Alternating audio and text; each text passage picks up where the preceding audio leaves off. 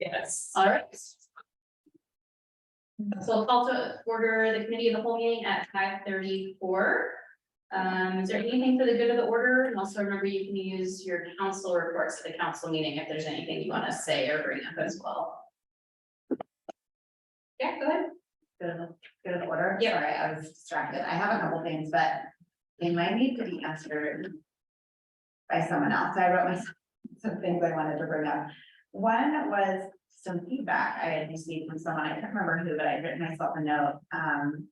That we add email or text notification for surveys or other city announcements. Facebook has not been very reliable recently, I mean, half the time I find out about an event after the event, or I see a post after it's irrelevant.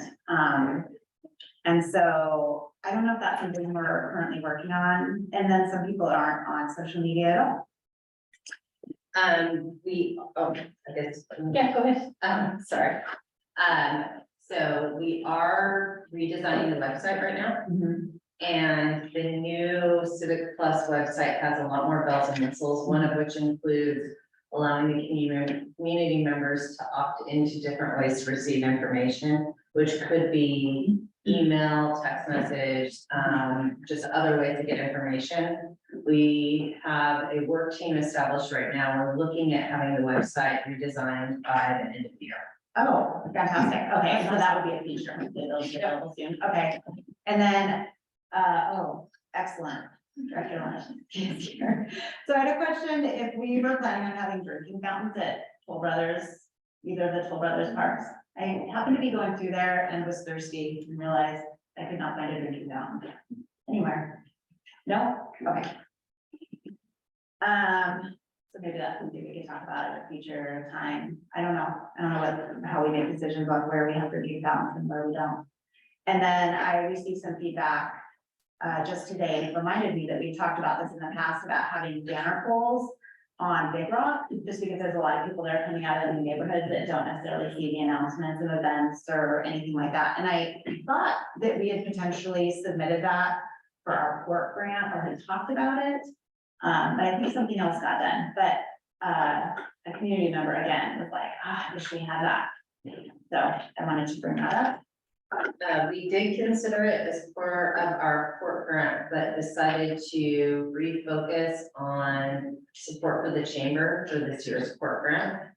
That doesn't mean that next year we couldn't put in for it again, but the partnership with the chamber, when we put together the port grant, we just decided to put a little bit into kind of marketing and support for the chamber assistance. Okay. And then the last thing was, I happened to be at Doherty Farmstead and it looked like there was clearing along the perimeter of the food forest. I don't know if that's something that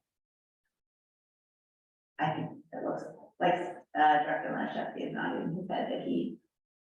Did you have a question or? Yeah, I was wondering what that was. Oh, Yeah. did you want me to answer that?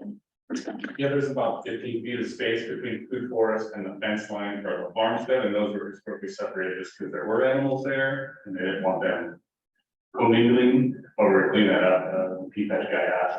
So Oh, so that'll become part of the food forest? I have to double check. We're working on whether he's just gonna keep it nice or expand into it. But yeah, we're fine with expanding into it. And we should be actually hearing a request for possible farming. Oh, We haven't put out an RFP this year, so. okay. I've been zero interest from now until the weekend. With animals, but farms for food. Okay. Yeah, if people haven't gone through there, they cleaned it up recently. It's looking pretty good. The food course. Mhm. Oh, okay, it's been very recent. I was there a week or two ago and it didn't look too good. Volunteers. Well, yeah. Yeah, I know. If you'd seen it a month or two ago, you would say. Okay, okay. Anything else for the good of the order? Okay, and then review of regular meeting agenda. Is there anything on this evening's consent agenda at the council meeting that you'd have questions, that keep you wanting to pull something that we could maybe address? I have a question. I don't want to hold. it. Yeah. And Yeah, go for it. the, Which I, the waste management rate adjustment contract. I did read it and I believe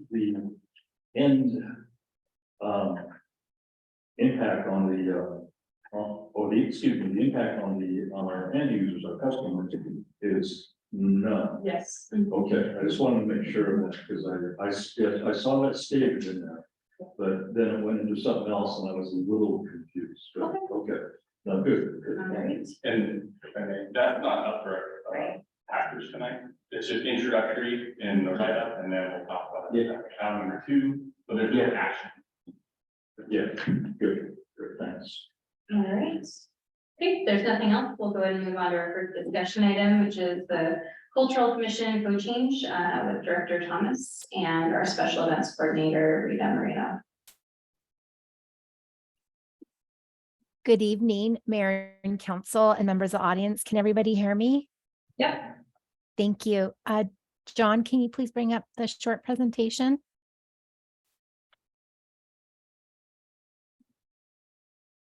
One second.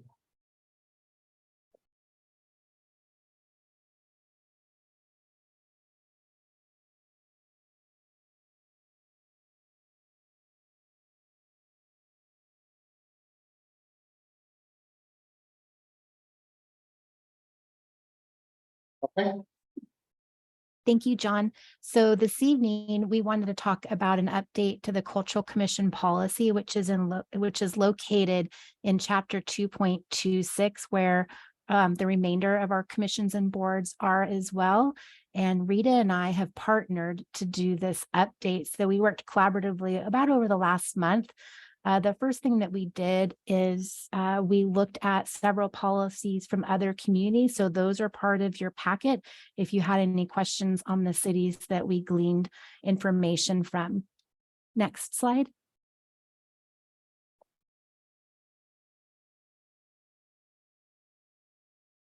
Oh, sorry. That's okay. Oh, that's okay. Don't worry about it. It's going really well. You've got it up, but it's perfect. Thank you, John. Thank you. So one of the reasons why we wanted to update this policy now, why are we here? As you know, our Cultural Commission has been inactive for a couple of years. And even before that, it was a struggle to staff it.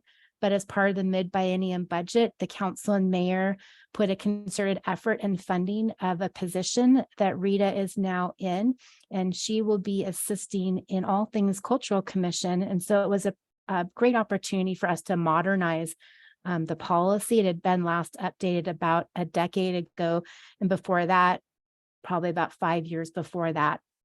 So because we now have dedicated staffing and we're updating the policies, we thought we should do, for the most part, a pretty complete overhaul of the policy. It still had really good bones, but we added some things that we saw within our other communities. We updated the purpose, power, duties, membership, and the meeting rules. Obviously, we've utilized research from other communities. I would note that most of those communities are arts commissions and aren't as broad as ours, which is more cultural commission based. Next slide. So one of the things we did is we did add a purpose section. There wasn't one in there previously. So we looked at our existing documents, website. We also looked at other policies to create that purpose section. We also updated the powers and duties. So we wanted to make sure that we made affirmative statements within the policy update, that it's an advisory committee to the city council, that there'll be a work plan, and that on a biannual basis, we'll look at a public art plan. We also updated the duties and memberships, meeting rules, and the review on occasion of the public art policy based on a request of the mayor and council. We also reduced the membership from 7 to 5. We figured that was a good starting place. We also created preferred attributes for the selection and appointment of members. And when we have vacancies, we also updated a section for meeting rules to follow OPMA, that will regularly, usually on an annual basis, elect a chair and a vice chair and hold regular meetings, which means we'll record them, we'll do agendas, we'll do minutes, and they'll be open to the public. Next slide. So really, it's now an opportunity for council to have a discussion with staff, and we're available to answer questions. We're hoping that over the next 4 weeks, we can make the amendments as requested and then adopt it, which will then allow us to appoint new cultural commission members.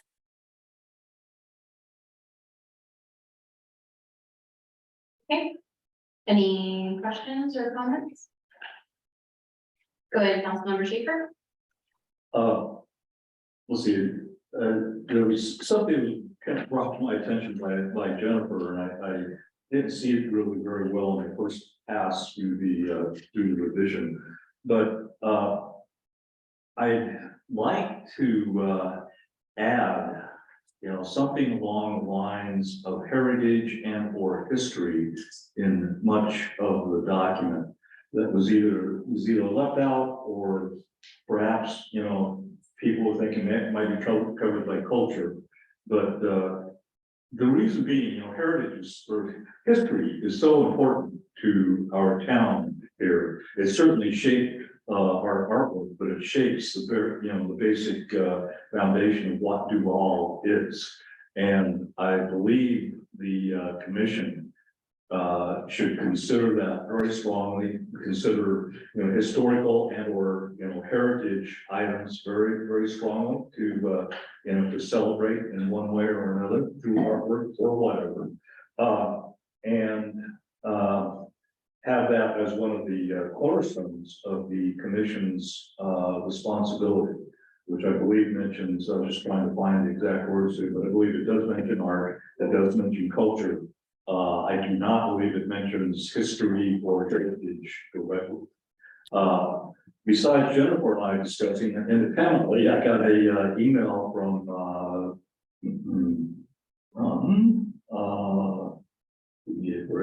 second here. Country Roman, who's the president of our historical society, and she had essentially the same comments that I did. And Jennifer did as well. So I think it's a minor revision of the document, basically just emphasizing how important our history and heritage is to us and to the commission. I think, is it, and then we'll go you, I'll just really quick, I was just gonna speak to something Rick said, I like that idea. I think adding, cultural commission, right, so heritage, history, things like that. But then on the flip side, if we add that, I also kind of want to balance it out a bit with like more forward facing too, I don't know.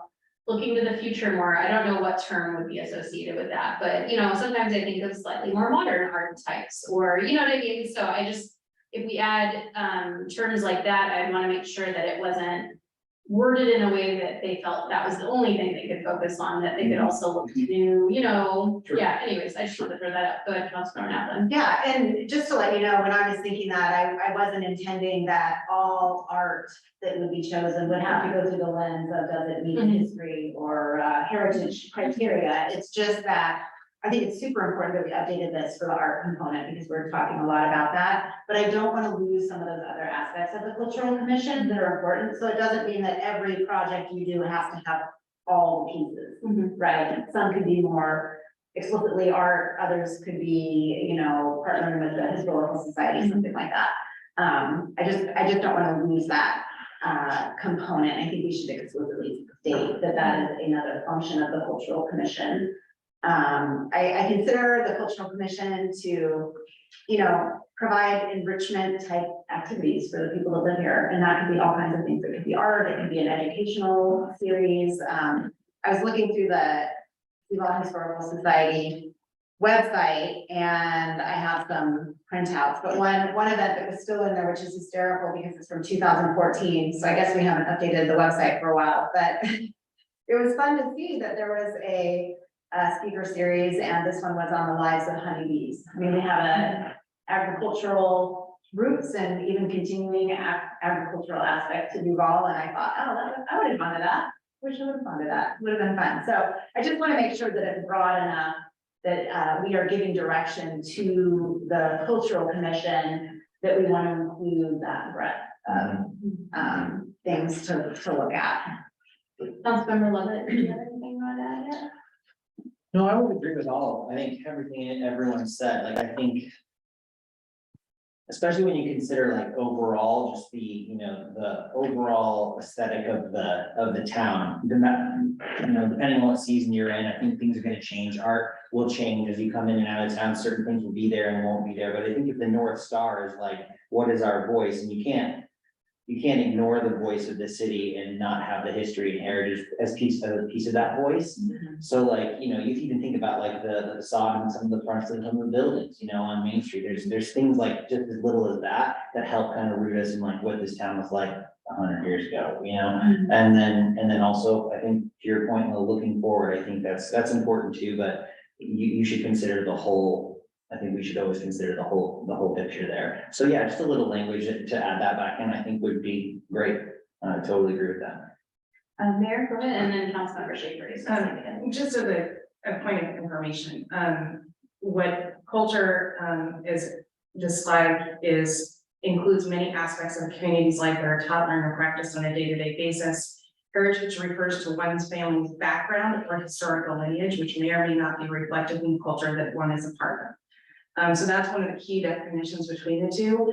I think part of the challenge here is that expanding the scope of the Cultural Commission too much right now, when we have an extraordinarily active historical society that's doing a fantastic job of maintaining our artifacts as a nonprofit organization, I think will truthfully dilute the impact of the arts as we have seen in the past.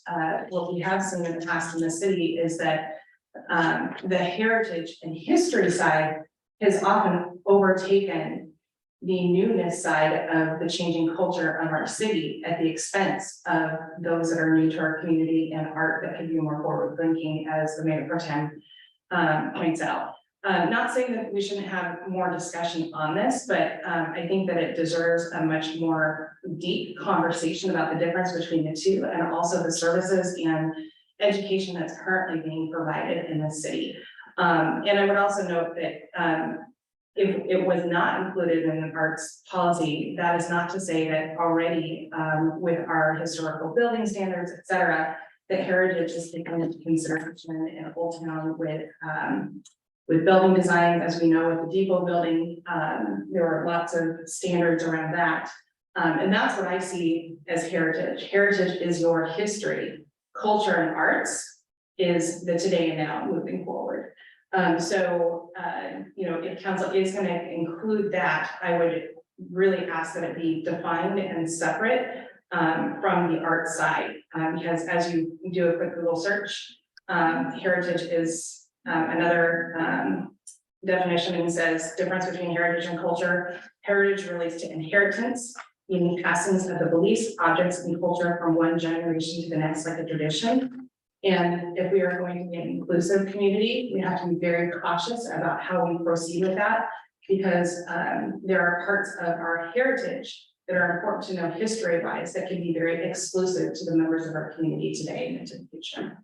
Really quick, Councilmember Schaefer raised this down, but I just wanted to point out that under 2.28.020 powers and duties, line item H, it does mention heritage there. I'm wondering if that kind of addresses some of the thoughts from other council members, but also without, because I didn't really hear that they necessarily wanted to change scope. Maybe I misheard, but maybe just kind of make sure it was hitting on all the things. Councilmember Schaefer, do you want to go ahead, and then we can, I saw an apple next. Yeah,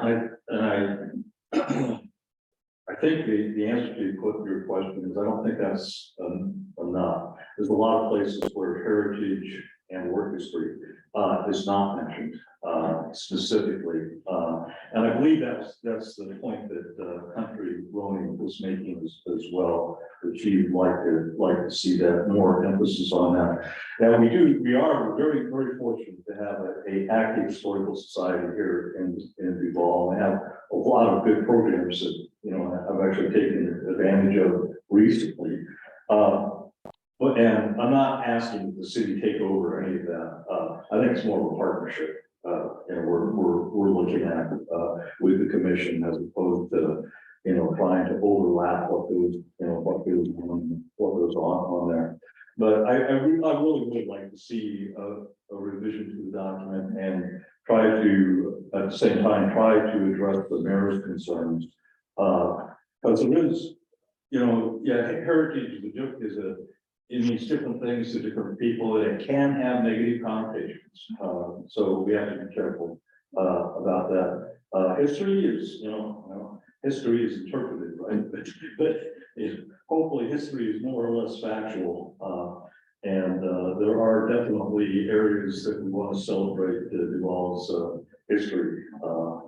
And anyway, I would like to see revision of the document before we actually pass it there. Is there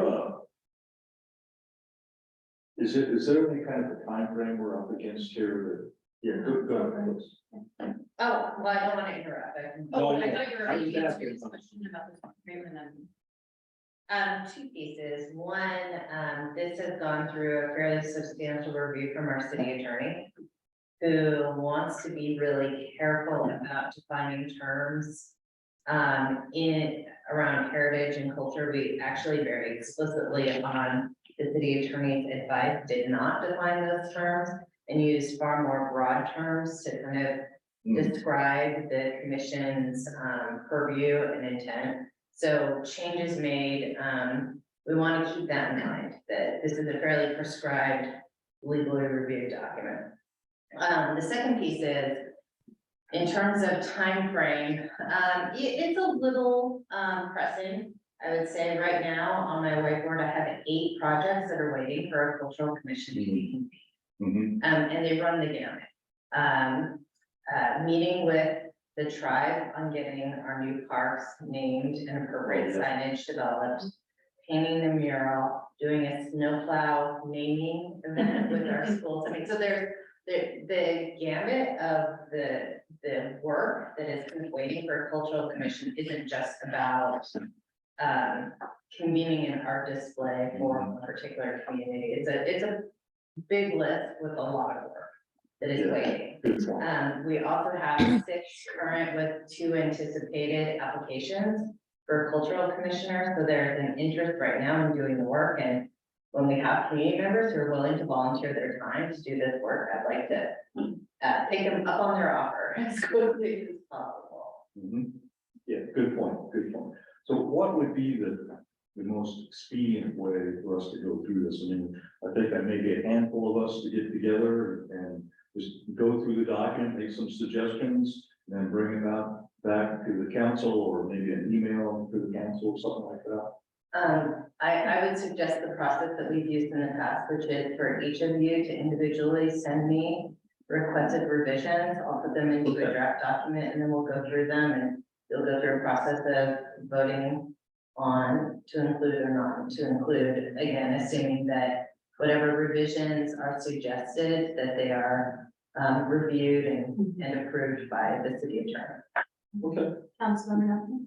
Yeah, I just wanted to mention, why I was thinking about this is I attended the Duvall, Roots of Duvall walking tour this weekend and loved it.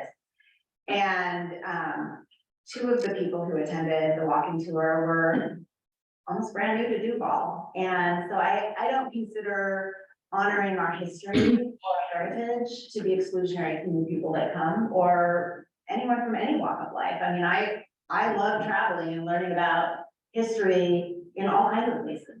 I don't feel excluded when I go learn about other people's history. I find it interesting and fascinating, and it enriches my life. And then I also just wanted to mention that For Culture, which provides a lot of funding, and we partner with them on a lot of the activities that the Cultural Commission does. If you look at their website, they have a list of kind of their 4 pillars or whatever they do. And one is preservation, which is preservation of historic places that give King County its character. Public art, which is extraordinary spaces, everyday places. Arts in general, creativity, performing arts, visual arts, things like that. And then heritage, making history happen. So those are 2 of them have to do with preservation and heritage. And so I know that there can be negative connotations to heritage, but I don't think we need to shy away from that concept.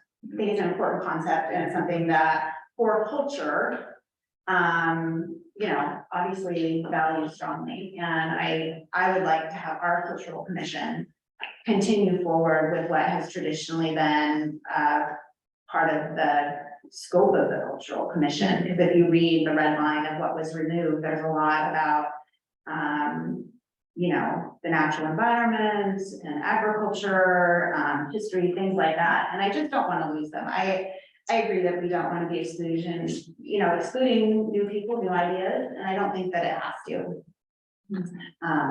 So I look forward to seeing some changes. So I would like to see something more prominent in purpose to make it clear that that is something that's important. Councilmember Levin, do you have anything else? Yeah, I only add that, like, it says here in, on J, line item J, underneath, On the powers and duties paragraph? yeah, you got the powers and duties J. It actually says that, provide an annual report on the state of the arts, heritage, and culture in Duvall with recommendation for city action. So it just seems to me that like it is being taken into consideration as something that will be reported on.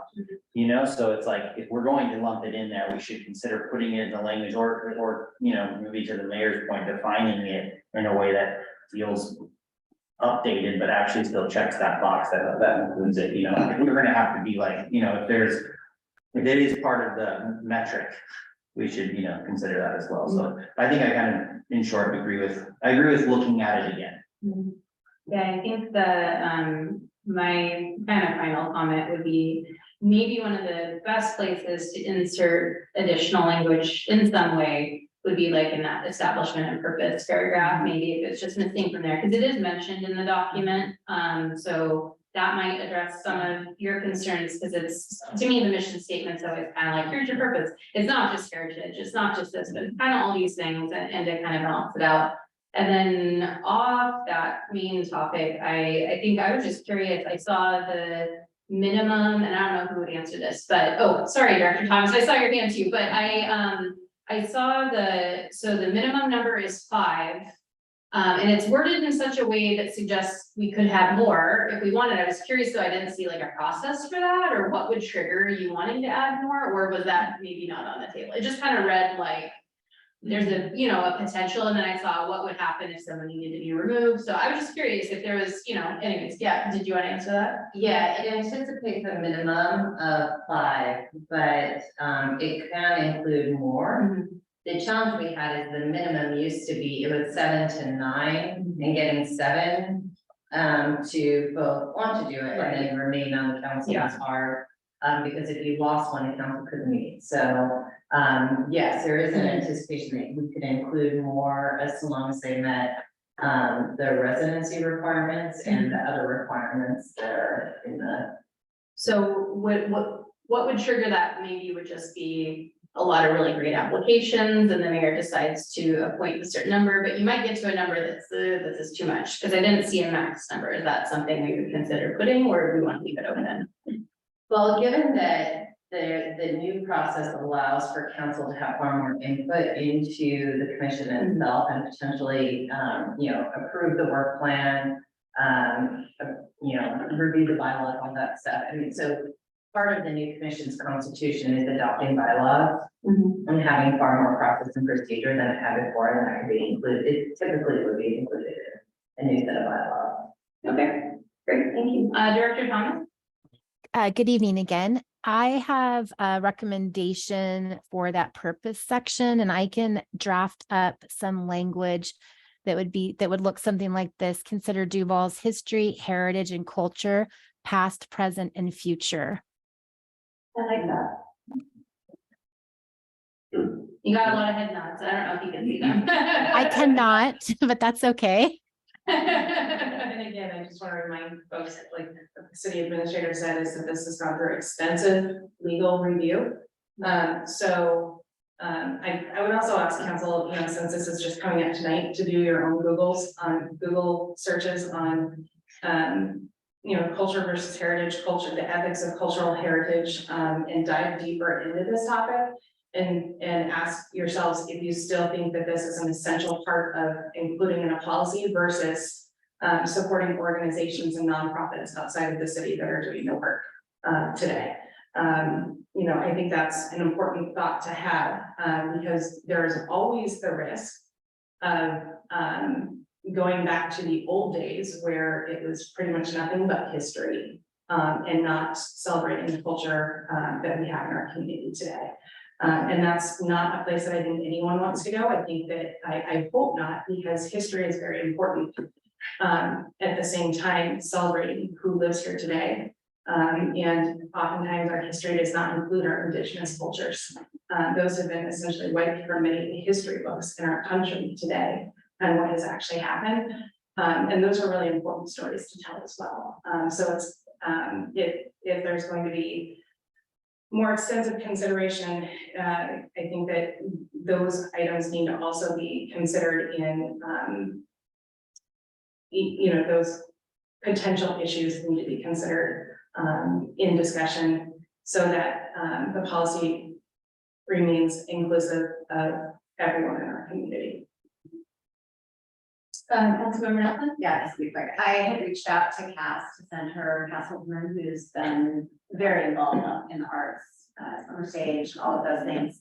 Just gave her a heads up, hey, we're doing this. She hadn't seen it yet, and she was super curious, and it sounded like she had some feedback, not really on, some on what we talked about, but on other things that just from her experience of working with the commission and just some ideas she had that she wanted to provide feedback to. She was a little worried that it would be passed tonight. She's like, oh, I'm just seeing it, I didn't know. And she wanted to provide some feedback. So I'm just hoping that if we do get feedback from her, council can learn about it and maybe try to have a chance to take that into consideration. Yeah, go ahead, City Administrator. Cass provided her feedback to the city today. Oh, she did. She did. Okay. Okay, Um, is it an email or something that could be shared? Or Director Thomas, how did we receive her feedback today? Thank you again. She called me just before the meeting. So she didn't have a lot of comments, but what her comments were is that she cautioned us like on criteria for membership, like maybe instead of saying, you know, that all of our members have to have certain experiences, maybe to say that half of them should have experience in art, culture, and heritage. Instead of having that for all of them. That was really the only one that she told me that she wanted to make sure that I shared, and she was going to actually look at it more specifically. Just a second, I'm looking at, yeah, variety of background. She did ask a question about the biennial plan and if that was an expectation for the Cultural Commission to do that work, and I said they would do it in consultation. You know, staff would provide the technical expertise and Planning Commission would help guide the document. So that was it. That's all she had. That sounds like potentially there's interest from the council members here with that possible rework on the establishment and purpose section, like Director Thomas had mentioned. And I know that would have to go through a quick legal check. But is it time-wise, would it be okay in your mind to, you know, get the feedback to you if there's anything else? And then potentially, I mean, go through it at the COW, and then, you know, it could come up in the next council meeting for approval, or even we could always push it on consent. Like if we liked all the changes and went through it and said, yeah, as doing it like that would be great, you know, I don't know, does that sound timeline-wise, is that okay on the staff side?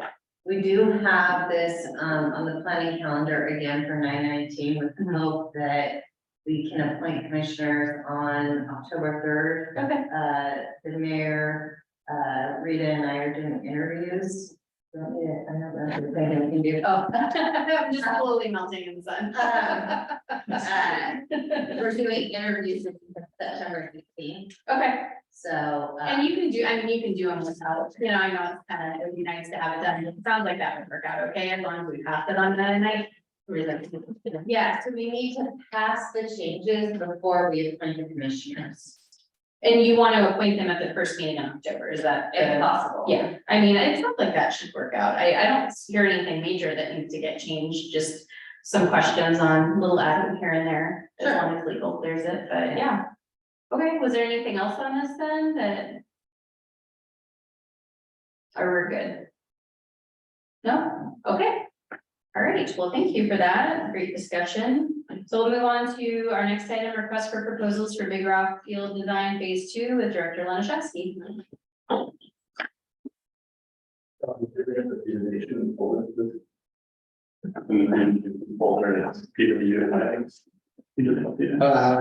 PW update, yes, you said.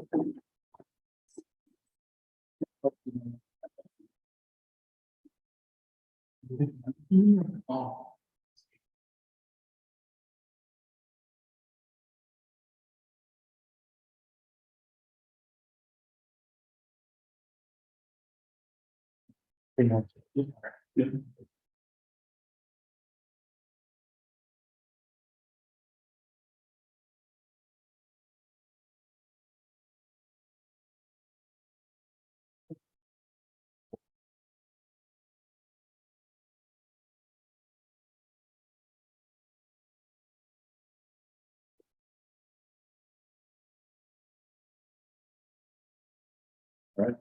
Thank you.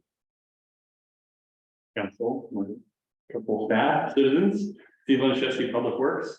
I did 2 items back to back here. So starting with the first one, just a quick update on the parks RFP for design services for Big Rock Phase 2. After that one, we'll touch in on waste management. We do have some folks from King County online, should we need them tonight to discuss. Next slide. So we are moving into, we have a grant and we have funds budgeted to do the design of Phase 2, which is to the right or east of the existing ball field. Next slide. We came out of the preliminary process with 2 kind of options. The first one is what we call our lighter development option. Had a whole menu of things that would be applicable and probable to install on site in keeping the wetland sensitive area to the small wetland where you see item 16. And then putting in 1 field and proposing to turf field 3. So in between now and then, we also had next slide, which was a more heavily densified development of the property. Kind of predicated on what we can or can't do, soft scale outside and adjacent. And so with that said, as we design the scope for work and our RFP process and doing solicitations and interviews, I don't want to be all that squishy and nebulous on what we do or don't cast as far as our scope. So with that said, we were awarded the 1.4 and change million to look at allocating and purchasing more lands and conservation future dollars. Next slide. So we have the potential to write the scope so that it can be full development, which would be the higher cost up front. And if we can't obtain land and or other parcels or easements adjacent, we can always back it down. That way the scope is getting smaller instead of going up. I think from what I recall hearing out of the council, 0250 and 0260 are the 2 parcels. Obviously one's existing and developed, the other is new. The 2 red ones are the ones we approached and listed as part of our attempt to purchase through the King County Conservation Futures Grant. And if you recall, that grant itself only allows for 15% developability of those parcels that you buy with those encumbered dollars. So if we maximize the field space on our parcel and then put more soft surface trails and kept everything as native as possible in the adjacency, I thought that would be something that we could write into the RFP. I just wanted to get a little bit of feedback. I don't want to write an RFP for something that none of us think we want or weren't sure we were getting. And then we can talk to, should we not be successful at obtaining any land, because none of it can be bought through condemnation. It has to be just market rate driven, solicited and purchased. So we can't condemn like you could for right of way acquisition for roads. So if we are unsuccessful, then we might have to go down and back the design of the park to more of that, kind of integrated space, landscape and play space. So that's what I was tinkering. I know Gavin has been on me to get this out. I'm just struggling with what to put out because I don't want to put out a couple things and it's hard for folks to get. And I want to get a strong pool of folks who want to work for us and help us build this, but the more clear and concise we can be, the better product and solicitations we'll get out of others. So those are just some thoughts I had. I want to get in front of you all at the committee here and just kind of chit chat about if we thought that was a good idea, or if we had different thoughts or recollections of where we were on that whole part. Council, questions, Councilmember Schaefer? Steve, can you go back to the previous slide and show us what these parcels are in a bigger picture? Things, yeah. So just, we looked at getting you see the house on the bottom right? It's really shaded back. I can step up. I guess I don't. So right in here, you have, there is a parcel line. Okay. So this is owned by one person or couple, but there are two parcels. And they have an undeveloped parcel, which is here that we looked at, which is part of our grant application and what they successfully, gave it the thumbs up on. And then they're technically between the existing park and Big Rock Ridge, the subdivision, there are two parcels there that have some barns and houses on them. So those are the two parcels we went after that they said thumbs up on the grant. So, and from the behind, they're not opposed to obtaining things, but just the size of those lots relative to the grant we, received, we might be able to obtain some easements back there. So then we could, if we can't make things contiguous on our own property, get easements to go off and then come back around and connect all sides into all sides of the park. So that's kind of a preliminary thought. So on this picture, the 15% development parcels are to the left, or excuse me, to the west and the east, is that correct? Yeah, we're trying to obtain parcels on both sides of the existing park and then this side of the new park. Gotcha. And they're 15, you can only develop 15%. So that's like trails and a bathroom or a parking lot, which again, mathematically, you do the math and only develop 15%. And so the other 85% has to be untouched. It remains conserved, Okay. right?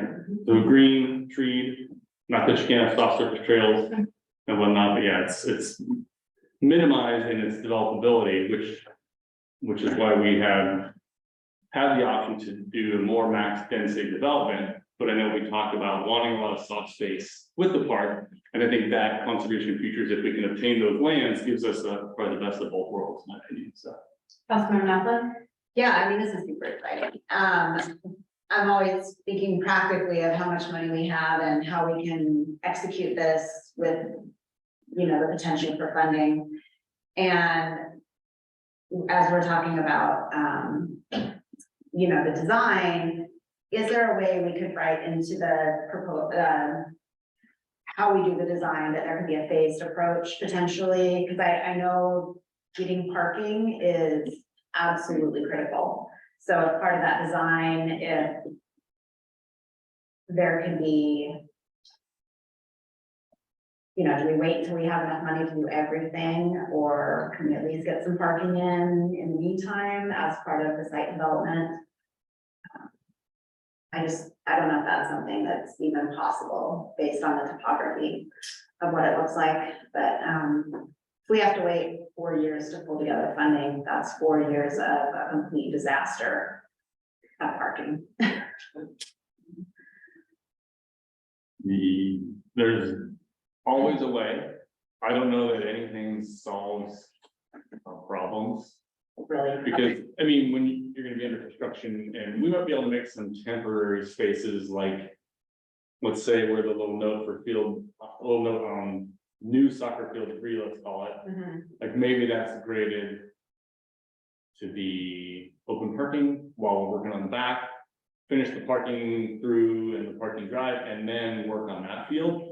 There's always economies of scale because you're gonna have to turf people out and then they're gonna have to come back. So it does cost more. Not that parking isn't important, as you all know, it's super busy, So there are ways to put some, thought around, and it isn't gonna be super critical to the design of this. It's just more of the implementation of the design and some sort of construction staging, or maybe it is a funding thing where you do the backfield, the driveway and parking lot, and that's phase one. Phase two is the other field, and it's partially funding based, and then partially just construction timing phase, even if we had all the money.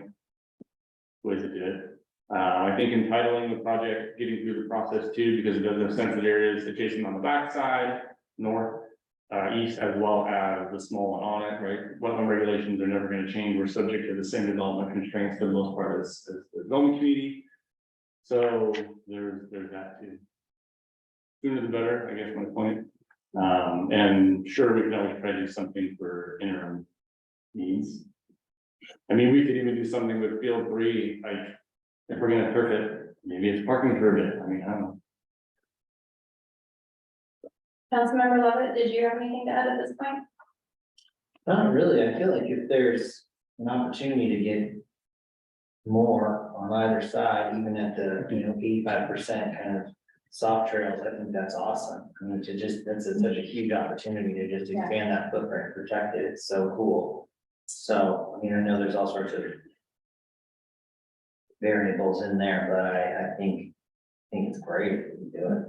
Yeah, there's a big band of evergreen on the right side of your image on the property line. On our side, which we've saved with note 15 as well as off, if we are able to, there's a real big stand of evergreens instead of alder and cottonwood.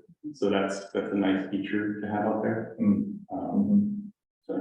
So I'll go really quick and then I'll go to you, Rick. The community survey we did, which was the best ever, really gravitated toward that combo one, the middle one, not this one. But I would say that if we're able to get additional that have to be minimally developed, then I would say go for the full max on those. That makes sense. So is that what you're saying, is trying to word it in a way of if this, then this, but if not, then we'll just go back to that. So yeah, I totally agree with that. And honestly, both pictures are exciting because they would just be huge improvements. And are we too, we're too early to, I'm just curious if it's maxed out. So if you go to the next slide. I don't have any idea how many parking stalls that is. Like, I know parking is always, there will never be enough, nor would you want there to be because that's just too much pavement. But I was just curious, like, are we even at a point where you have a guess at numbers and like, look at all those fields and the parking, like, how bad would it be? Do you know what I mean? It's about double. Yeah. But I think what we are getting ourselves into the business of is kind of managing how many teams are on the field. Yeah. Right now, it's pretty carte blanche. If you rent it for, not picking on anybody with football, they rack it with as many football kids as they get on. Not that soccer doesn't do the same, and baseball too. So I think at some point when we do have more field space, we are going to have to and should spread them out. It's better for the fields to not overwear them out. It will be better for people's sanity to reasonably park, as well as then there's just more space to be in. So it's not gonna get less busy. We'll still facilitate serving more of our kids in the community, but I think can be managed a little more sanely. So to do the mayor really quick now, but I mean, to Director Lenishevsky's point, the more parking you put in, the more cars are gonna be there. We could have, 500 spaces, they're gonna get filled up. Because people will not carpool.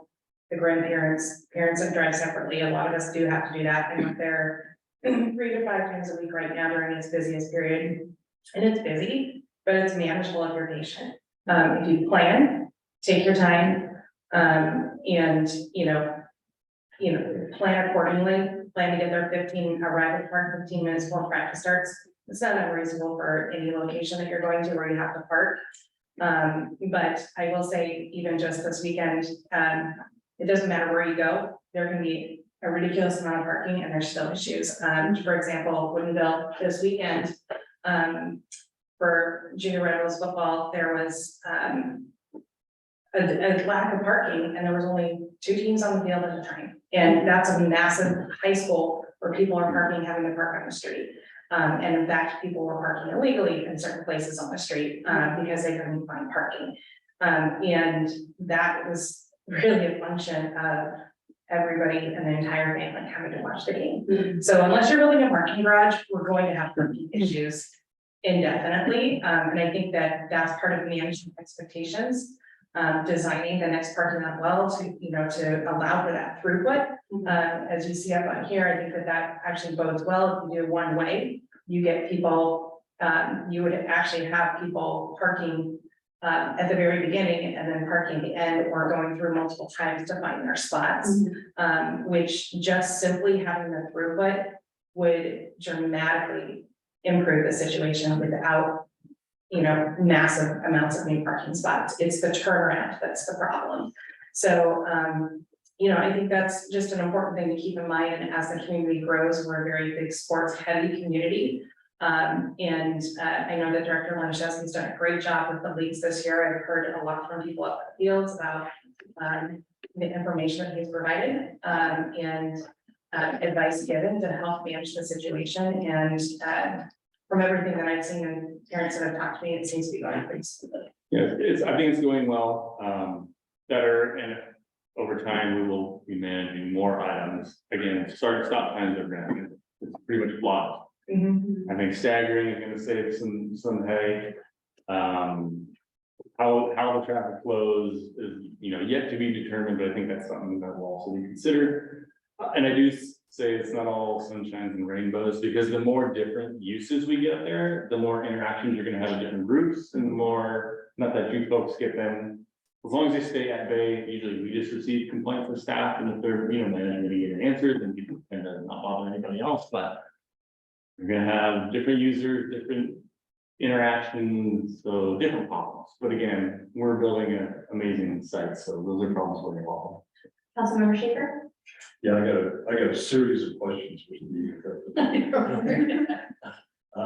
Let's see. Well, first of all, I really like this plan, and I know I've said this before, but this is so in line with economic development.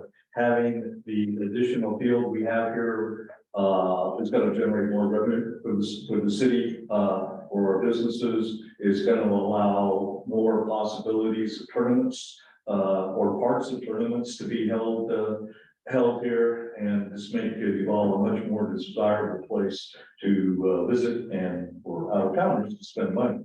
I really love the idea of acquiring land to the east and west.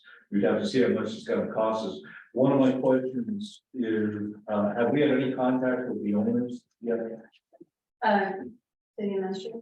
So we, during the council meeting, are going to go into executive session. Okay, yeah, that's fine. I didn't want to go into detail. I just wondered if we had any contact at all. So good. And I think my final question, Steve, is what age groups will these fields be able to accommodate? Because I know the, I think it's.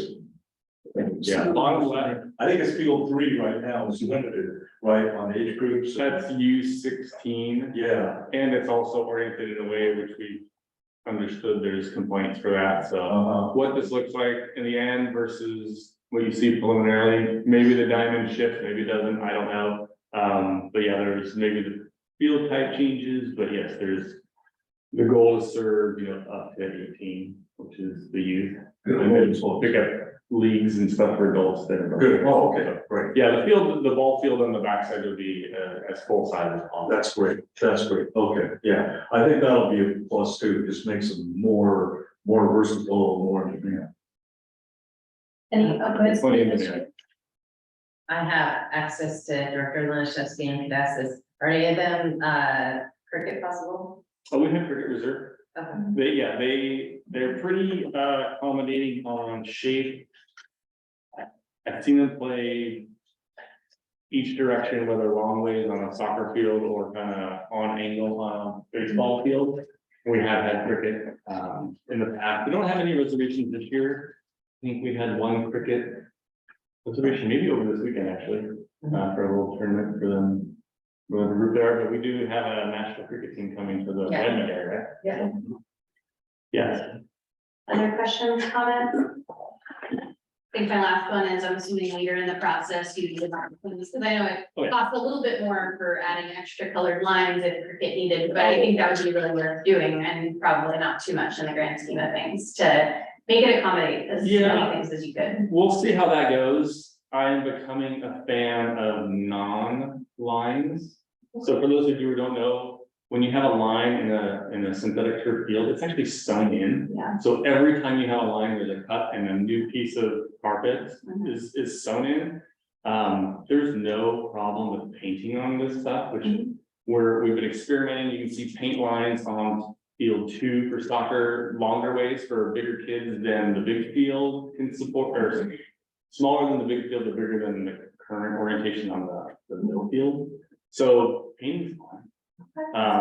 As long as it's not overdone, it's not going to clog any, drainage pores or anything like that, and it's made to come off in a decent amount of time, so it's a lot more flexible. And then we have, every time you have a cut or a seam on a piece of clothes, it breaks. Right. So we are constantly repairing ripped seams on stretch. So we will be mindful of, maybe there's a base cell line, but the sky's the limit on who can play on. Okay, So- cool. But yeah, good question. All right, sounds like we could move on to our next or last item, waste management rate adjustment contract amendment. The next one, and then we have. Oh.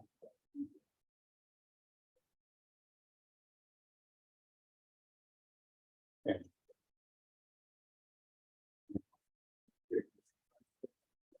Everybody listen, Israel.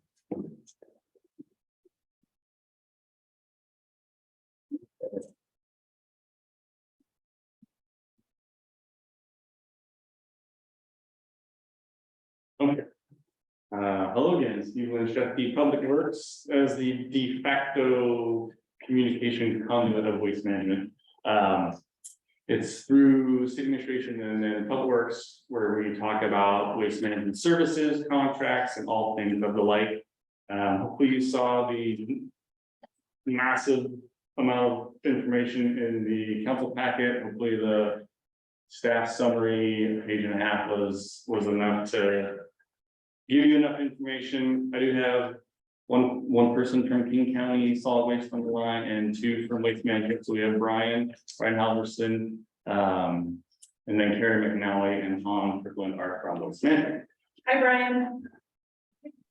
Hello, thanks for having me.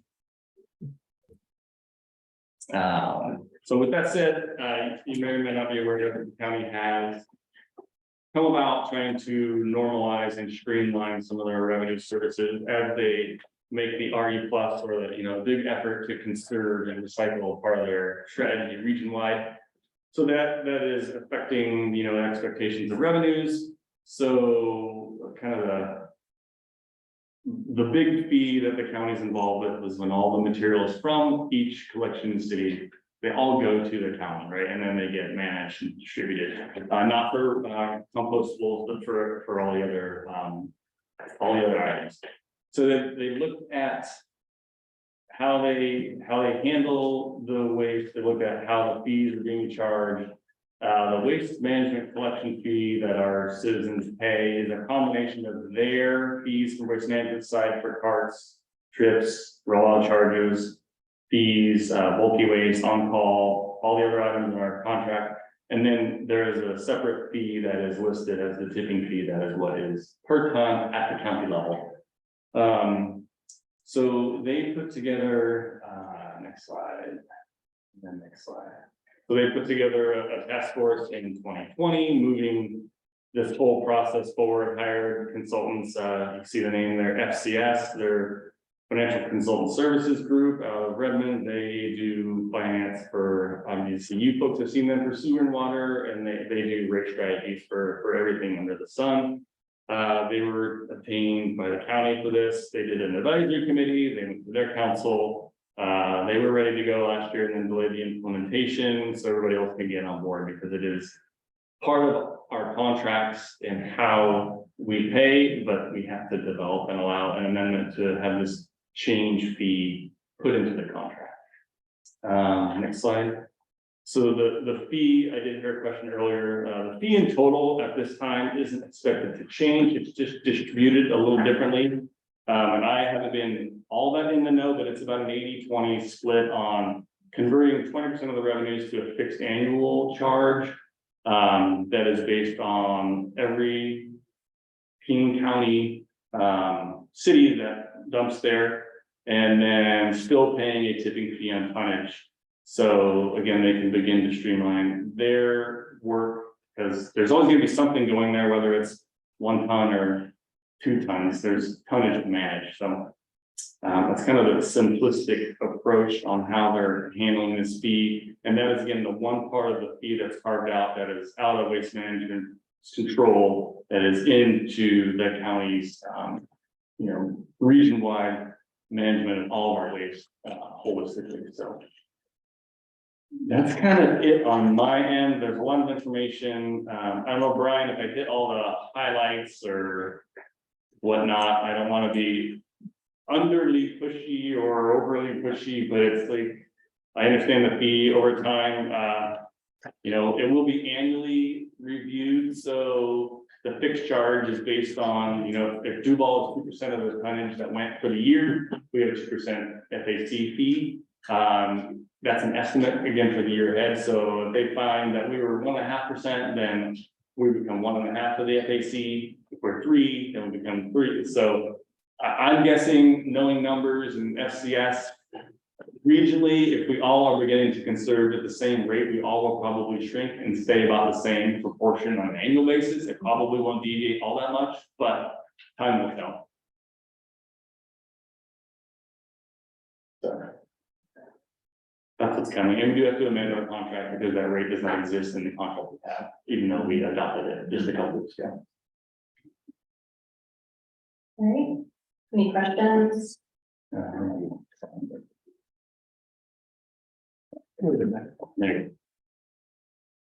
I apologize. I thought this was on the consent agenda. I see it's not. No, yeah, we do need some action at the next meeting, because we are to report by the end of September or October 1.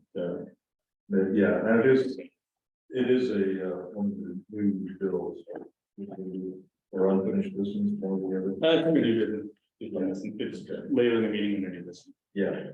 But I expect these folks on the screen will probably evaporate and likely won't come back at 7:45 or 9:30 or whatever we are, so. Questions now would be wonderful. This is a tiny bit off topic, but we don't have the honor of having waste management at very many of our meetings, so I wanted to bring it up really quick. We'd had some questions in the community about utilizing the on-call. We got it. What was that? We got you at the meeting. We have an update for you. Oh, good, okay, so, We understand it before. so just wait. Yeah, Han's been involved helping us out. We Excellent. had your 5 or so items. I've been working with Han and her group, so we. Okay, cool, we so have- we just stay here, awesome. Your resolution for you, so you can stay on topic. Other questions or comments? I don't have any, Cool. so. And we do have, and Han has been an interim person for us since Marcy left Okay, later last year, earlier this year, I can't remember when. But we have our new person, Niall, should have helped us out this year, it's just the front of board last week, I think, or 2 weeks ago. So I've been meeting with her coming up. Sherry and I met with them today, so. All right. Well, sounds good. So thank you to everyone on the screen for coming.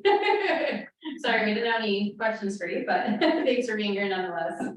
All right, so with that, we have some written reports, planning calendar, always keep an eye on that. Council, we have a little bit of time left. Do you want to check anything off the council, like city administrator? I don't know. What do you feel like doing? Getting off the, you want to go ahead? I'm happy to do the city administrator report. Yeah, sure. That'd be And great. it's timely because we have updates on. It seems like it would work. It's a fairly short report, this week. Next slide. Sorry. 1 second. Oh, sure.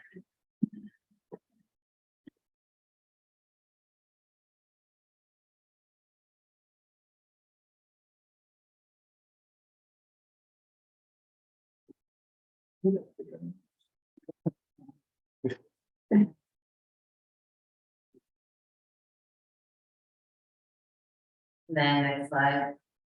So just wanted to update everyone. We have one meeting that I wanted to call attention to, and that's next week. So we have a joint planning meeting, a joint meeting with planning and council to discuss content neutral government speech with the workshop to follow. So Daniel Kenny is going to come next week, and the first thing on the agenda will be his presentation to both planning commission and council on content neutral government speech that kind of will help set the stage for the art policy, for the sign code updates, for the commission, the commission, cultural commission updates aren't really predicated on this, but certainly adjacent to it. So that's next week. Just heads up, it'll be an important meeting for us to kind of lay the groundwork for some of the other policy work that we're doing. Next slide. I don't believe that we still have Director Thomas. She's at a conference and she ran out to grab dinner, so I will go over her slide for her. I think she has a couple slides in here. She'll be back at 7. So we have a scheduled roles and responsibility training for the planning commission on 9/13. So the next day after our joint session on the 12th, there is a meeting on the 13th. So they do this every 2 years, roles and responsibilities of the planning commission. Today, we kicked off Park Trails and Open Space project with a consultant, so that work is underway.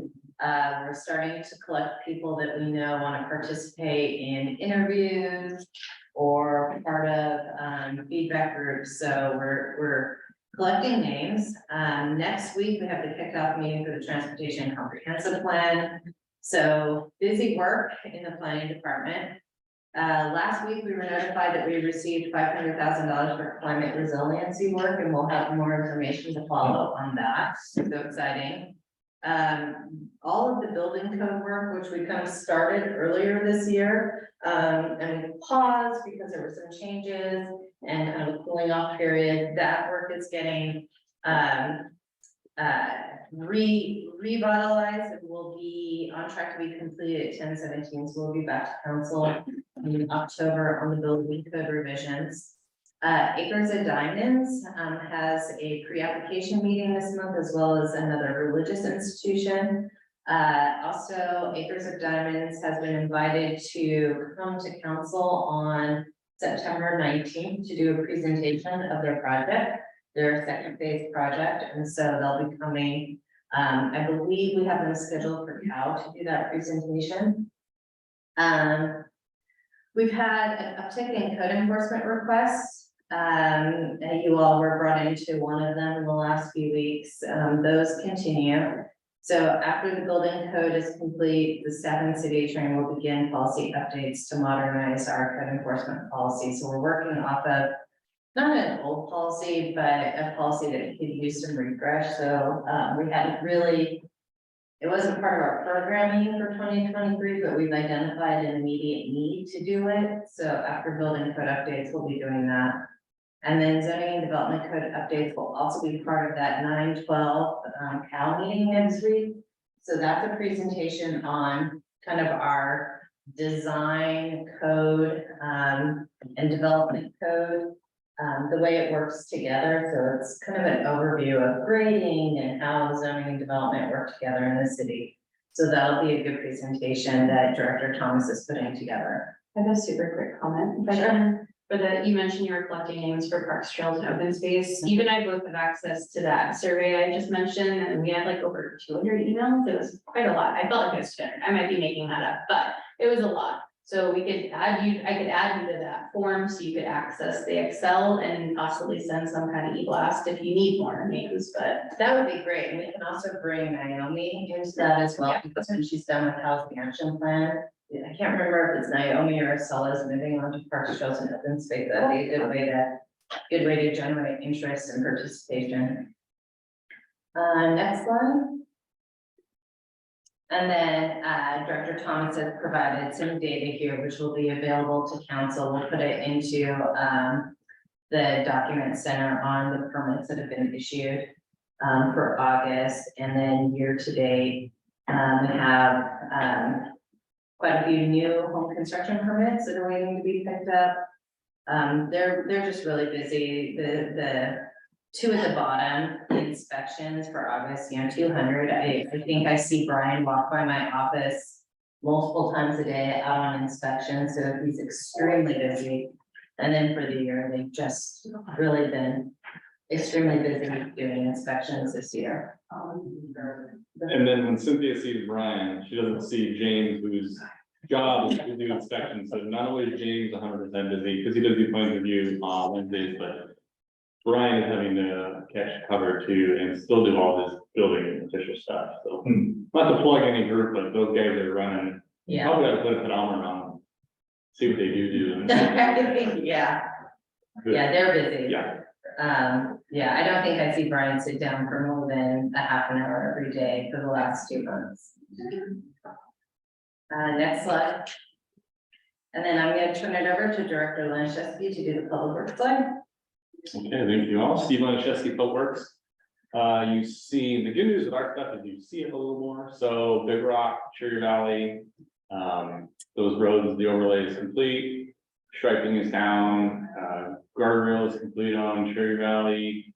You may or may not notice, we stopped at the property between the church and the little farmhouse on the north side. That is technically where the county line stops for road service. So as you go down Cherry Valley Road from the school to the east, that's technically the county road. So we did do a draft, or we did do an alternate to the bid to add that in case the county wanted to pick it up, but the county did not pick it up on, their community path. So if you get any weird comments, like that's the city line. They're lifting iron, they're about done with all their obligations. We did make some striping enhancements that Safeway's exit from the property onto the highway. You'll notice the channelization is tidied up down there, some signage and whatnot. A lot of people do make a left out of there, and although it says no left, so pretty dangerous. I know Joe drives that quite a bit, and we're doing guardrail work and some cleaning on the southbound 203 lane right by Boxell Farms. So that's starting next week. So he's been trying to do traffic control and work with Benny on getting that all set up. So that's next week. Guardrail at Virginia, Maine, and the bridge that is, we've been getting off scot-free for years. So the county has repaired that. They are done repairing it because it is ours. And they're busy and they just, whatever they did it before they did it, and now they don't and they won't. So we are getting that fixed up next week, change the design a little bit. So hopefully they don't crush it as much, or if they do, they crush it before they obliterate it at the full nose of the bridge itself.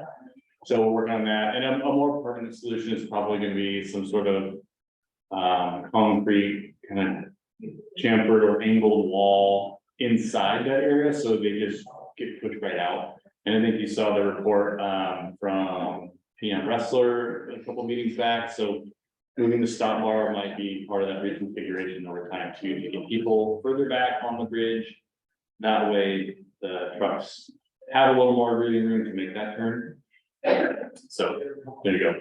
Third Avenue Open House is September 21, 5 to 7. It'll be here. It'll be open house style Q&A. There will be presentation. That is the 60% sharing of community offices remodels underway. If you've driven by, it's got. Quick question, sorry, I don't want to run a roll, but I don't want to interrupt.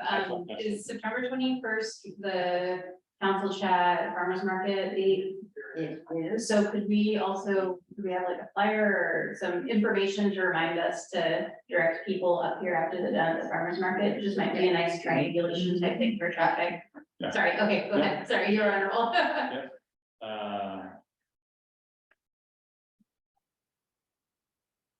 So it's gutted pretty much.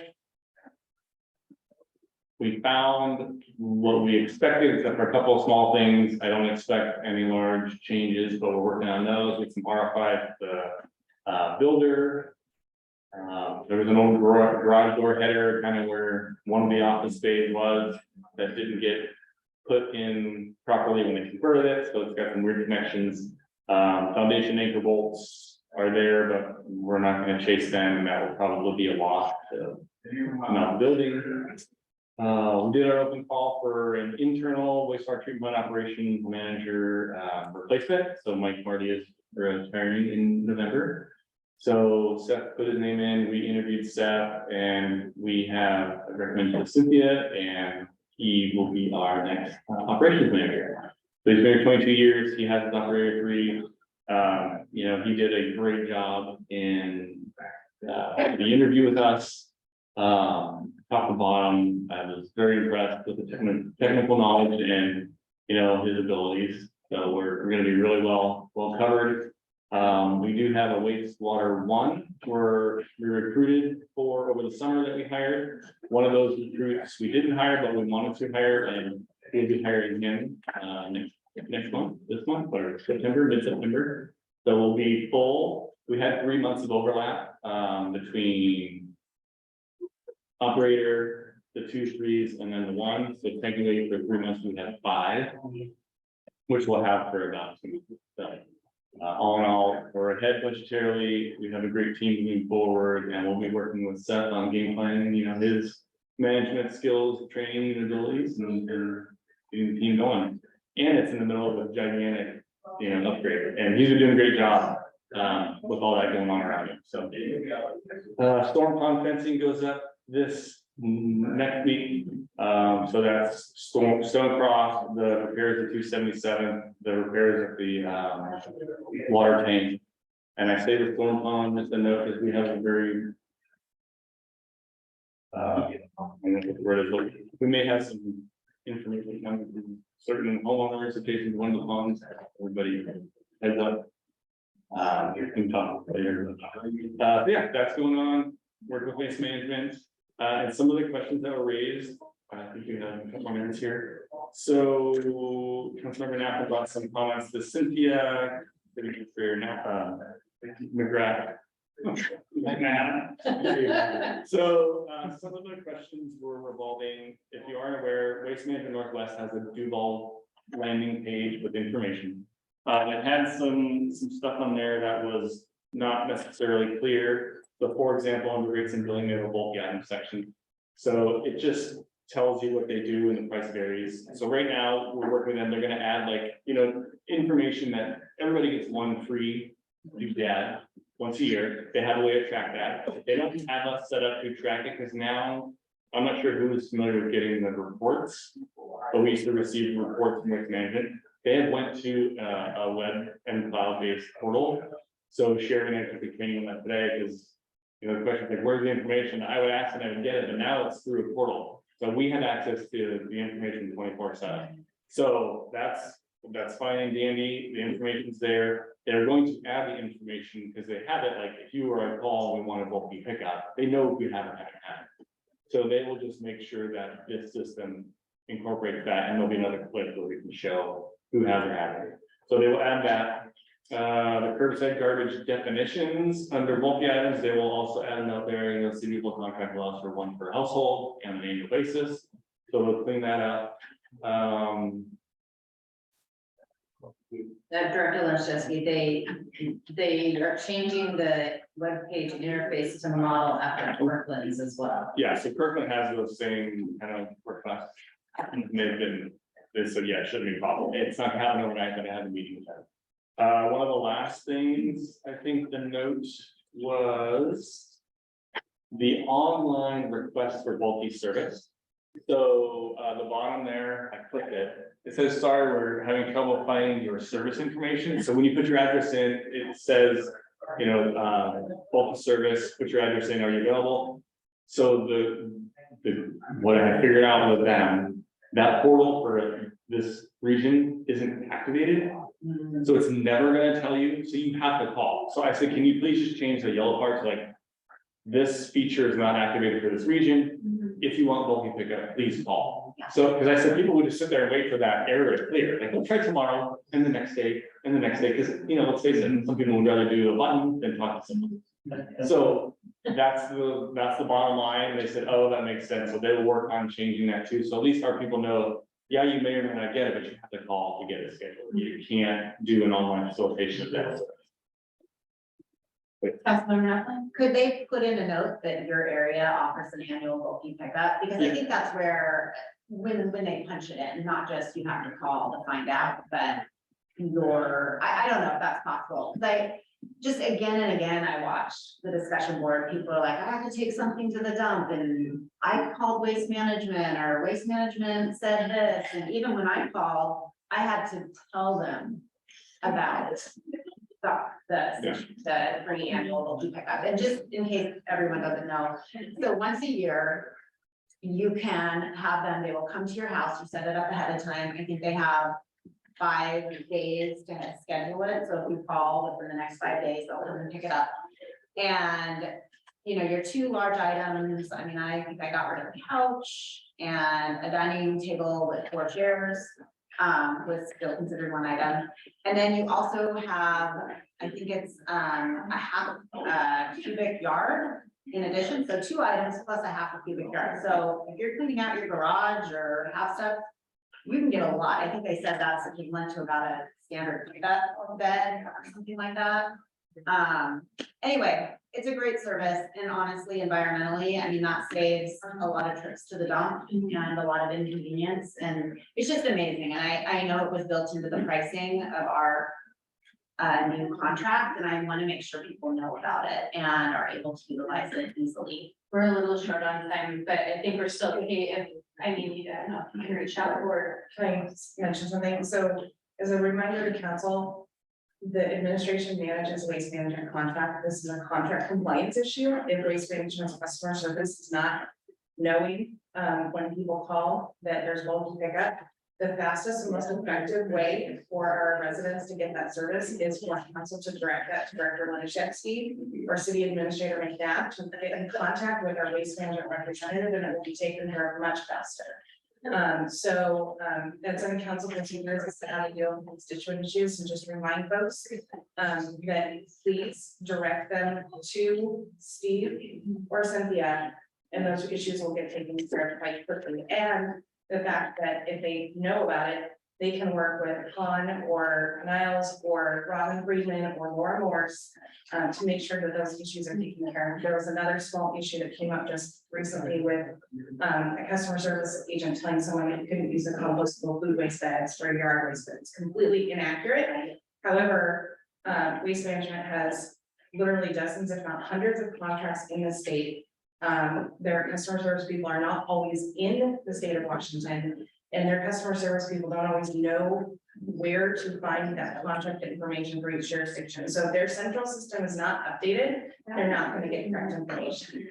So I think this also goes into, if we do want to reduce that waste and be better at recycling, that our residents need to be directed to the right people on our staff that can make sure that those situations get rectified. So I'll just ask that politely for the future, pretty much. I think that's a really good point. I think what she was saying was like when we see things on the discussion board, though, we can't really jump on there. So if if we get an email, we'll forward it, but in that case, I think that's what she was just asking. Is there anywhere else they could just stick it? But that would be up to you guys to, you can talk to them about it, so. If we're notified by council, we can have Jason give us information using the Tom's Facebook account, asking people to contact us. Perfect. Yeah, and I would say, with the revisions to our front facing webpage, there's gonna be a lot, it's more information, and easier to find information, so give them a little bit of opportunity to replace our payment for Kirkland's, which I went and looked at, it is far more robust. Yeah, most everything is out there that. Yeah. Somebody else has that they can play. We have a few minutes left. I'm hoping that was the last slide. There's one more slide, and it's really fast. Okay. So we already talked about the first one, that we have, applications in.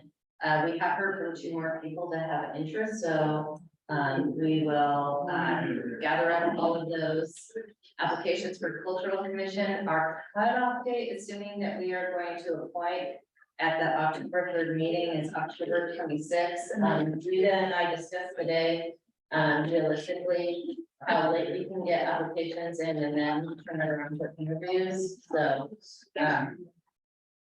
and then, please send comments to me by Monday, September 11th, because I want to get those finance policies back for the September 19th meeting, but then vote. Our candidate for finance director will be through background. I'm gonna bring the contract to council on the 19th. So it'd be lovely to hand it over to our new finance director. Policies that have been refreshed, approved, and set them off on a good start. And then I put on everybody's desktop the statement that has been written, reviewed, revised, and approved by Director Kenny. Please take, or by City Attorney Kenny. Please take a look at it. Let me know if you want to sign it, and we'll put it together for e-signature. I have heard from Councilmember Mercer. So yeah, just let me know, and we'll try to get this signed and finalized. Councilmember Napa? Yeah, I had provided a little bit of feedback, and I guess, was there any, I don't see any. There is a revision based on. Oh, there is, okay, I guess I didn't read it. Yeah. So should we just each individually email you saying, yes, I want to sign, or are you gonna just send it out to everyone and whoever signs it, signs it? That was my, Yeah, okay, I would send it out for e-signature and whoever signs it, signs it. Okay, Unless you have additional revisions that you want. It's really, the council's product. So it's up to you on how much more time you want to spend on it. So let me know, yeah. but this is the final product, which I would like to ever send. I just want to say super quick that I love it as is, with the revisions that you made. And to me, getting it out quickly is important to me with all the comments we've received. So I'll be, giving you a thumbs up for this and wanting to sign it. But yeah, I guess I'll leave it to everyone else as well. Yeah, if you could let me know by Friday, and then we'll get it out next week and get it posted to all of our social media pages. Okay. And on our website. And that was it for me. So with that, we'll go ahead and just adjourn at 7 p.m. And do you want to take a few minute break, Mayor? Okay. Start the meeting at 7:03. Okay.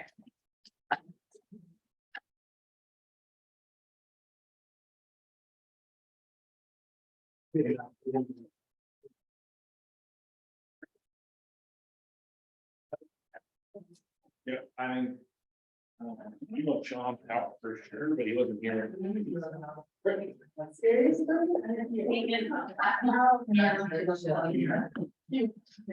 There's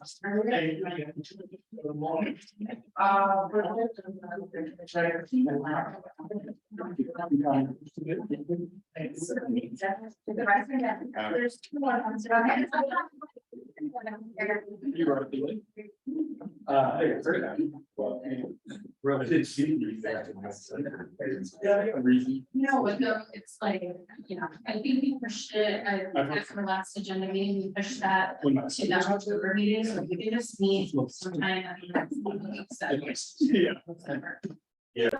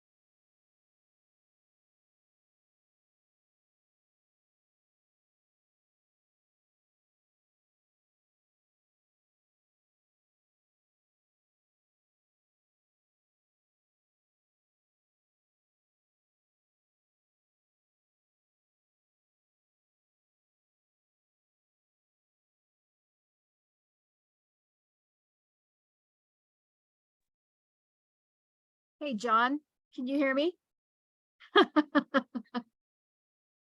It's me, Naomi. Yes, I can. How are you? Good. I'll turn on my camera so it's not as creepy. Sorry, I can't hear you. There's a lot of background noise. Are you sending a Teams present? Then send them an email. Could you bring up the PowerPoint?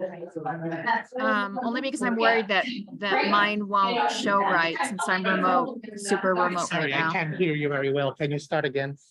Can you bring up the PowerPoint for the housing action plan? Because I have it, but I'm worried that it won't show up correctly because I'm kind of in the middle of nowhere. Okay, yeah, I got it. I'll bring it up in a second so you can take a look. Okay. John, you don't need to bring it up until the public hearing. It's in the presentation folder. I feel like memory, like, first day of school, I was upset. I don't know why, I can, and I didn't see it there.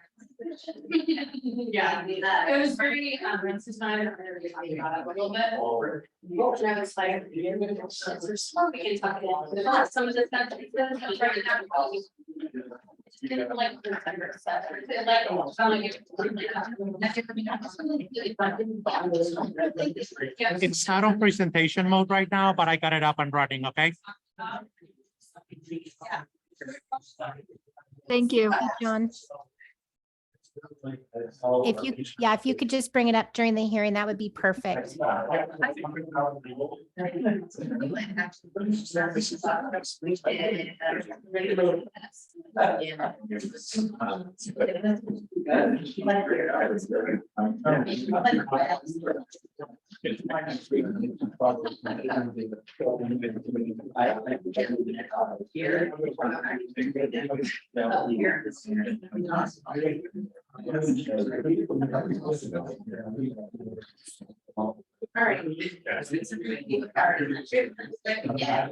Yeah, but I don't know.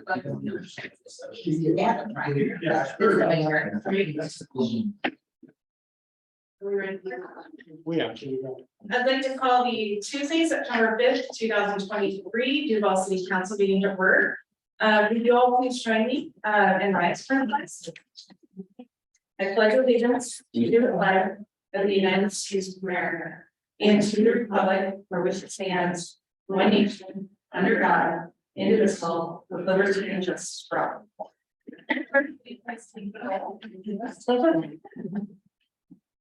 Mayor Alfredander, Here. Mayor Pro Tem McHenry, Here. Mr. Isaacson, Mr. Schaefer. Here. Mr. Mercer, Mr. Supple, Ms. Kaplan, Here. Mr. Lovett. Here.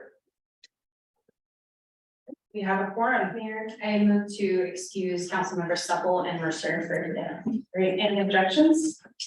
Great, seeing none, they are excused. And with that, do we have any other additions or corrections to this evening's agenda? Seeing none, do we have a motion to approve the agenda? So moved. Sorry. All those in favor, please say aye. Aye. All those opposed, please say no. Motion passes. We don't not have any presentation this evening, so we'll go straight into proclamations. We have two. The first one is National Senior Center Month, and I will go ahead and read that into the record.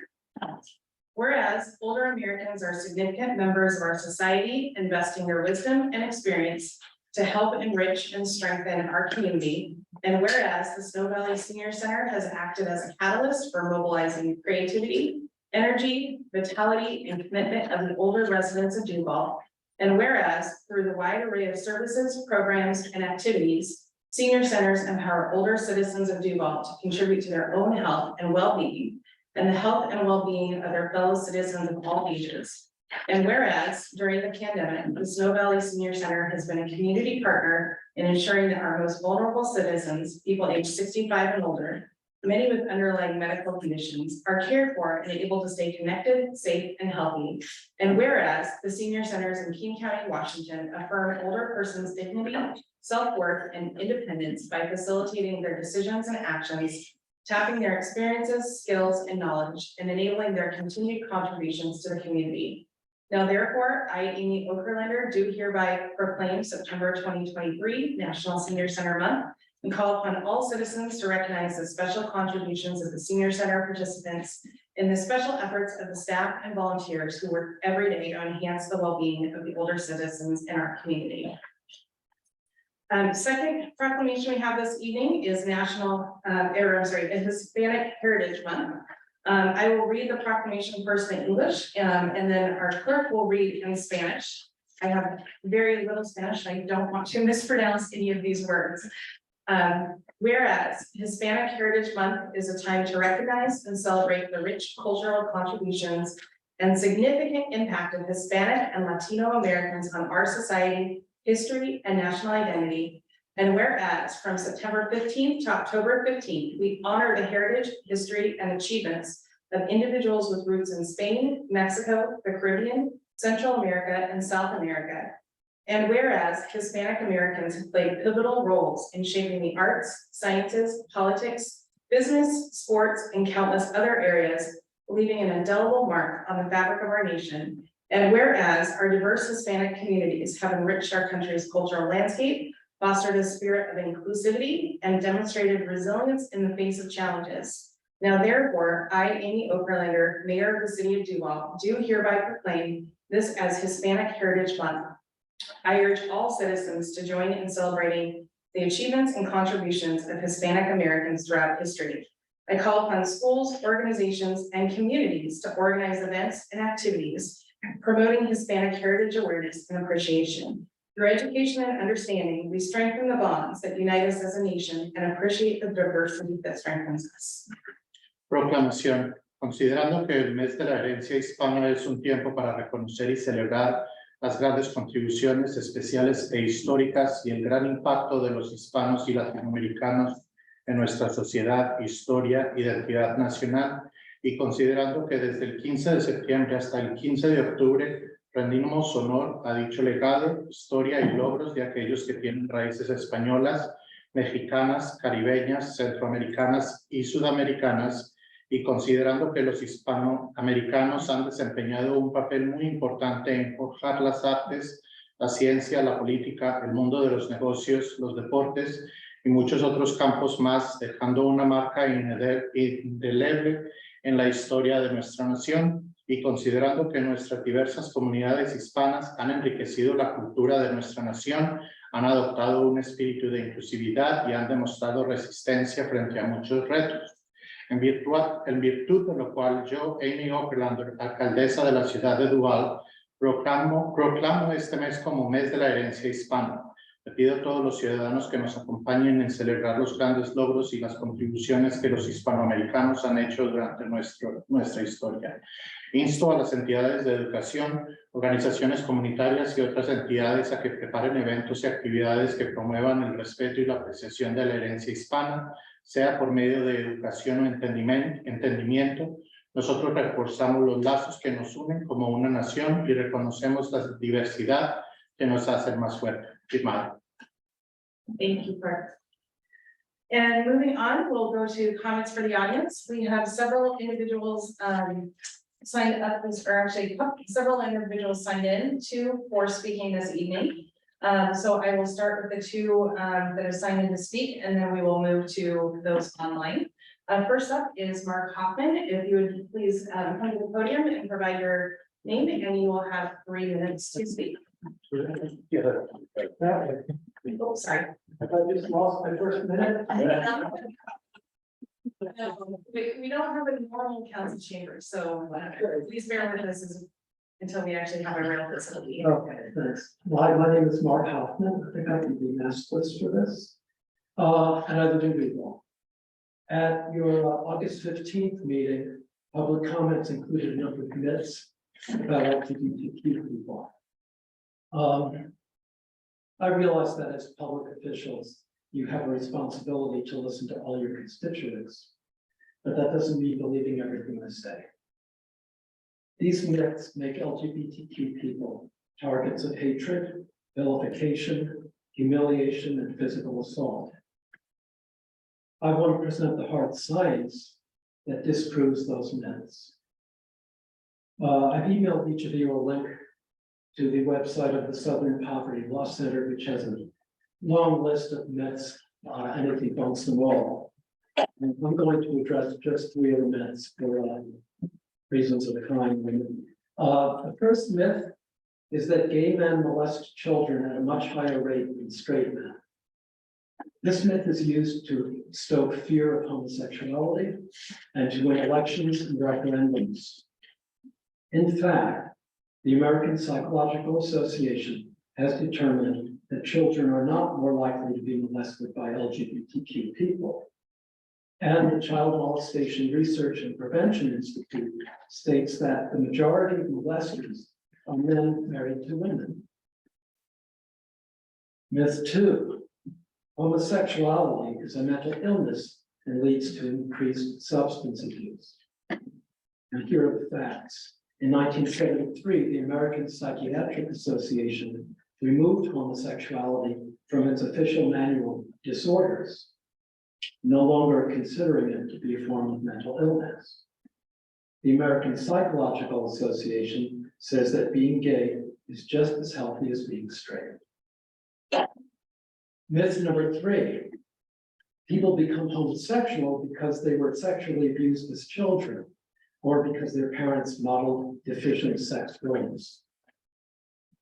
The fact is that no study has scientifically linked sexual orientation or gender identity with parental role modeling or childhood sexual abuse. The American Psychiatric Association has noted that children who later grow up to identify. How many? 30. Oh, good. I'm almost there. Got it. Fine. Children who later grow up to identify as LGBTQ are no more likely to suffer sexual abuse than their children who later grow up to identify as heterosexual. I know each of you wants to strengthen Duvall as a community that embraces inclusivity and rejects hateful ignorance. So I hope these facts help you with that. Thank you. Thank you. And then we have James Webster is the other individual. So James, welcome to take your meeting.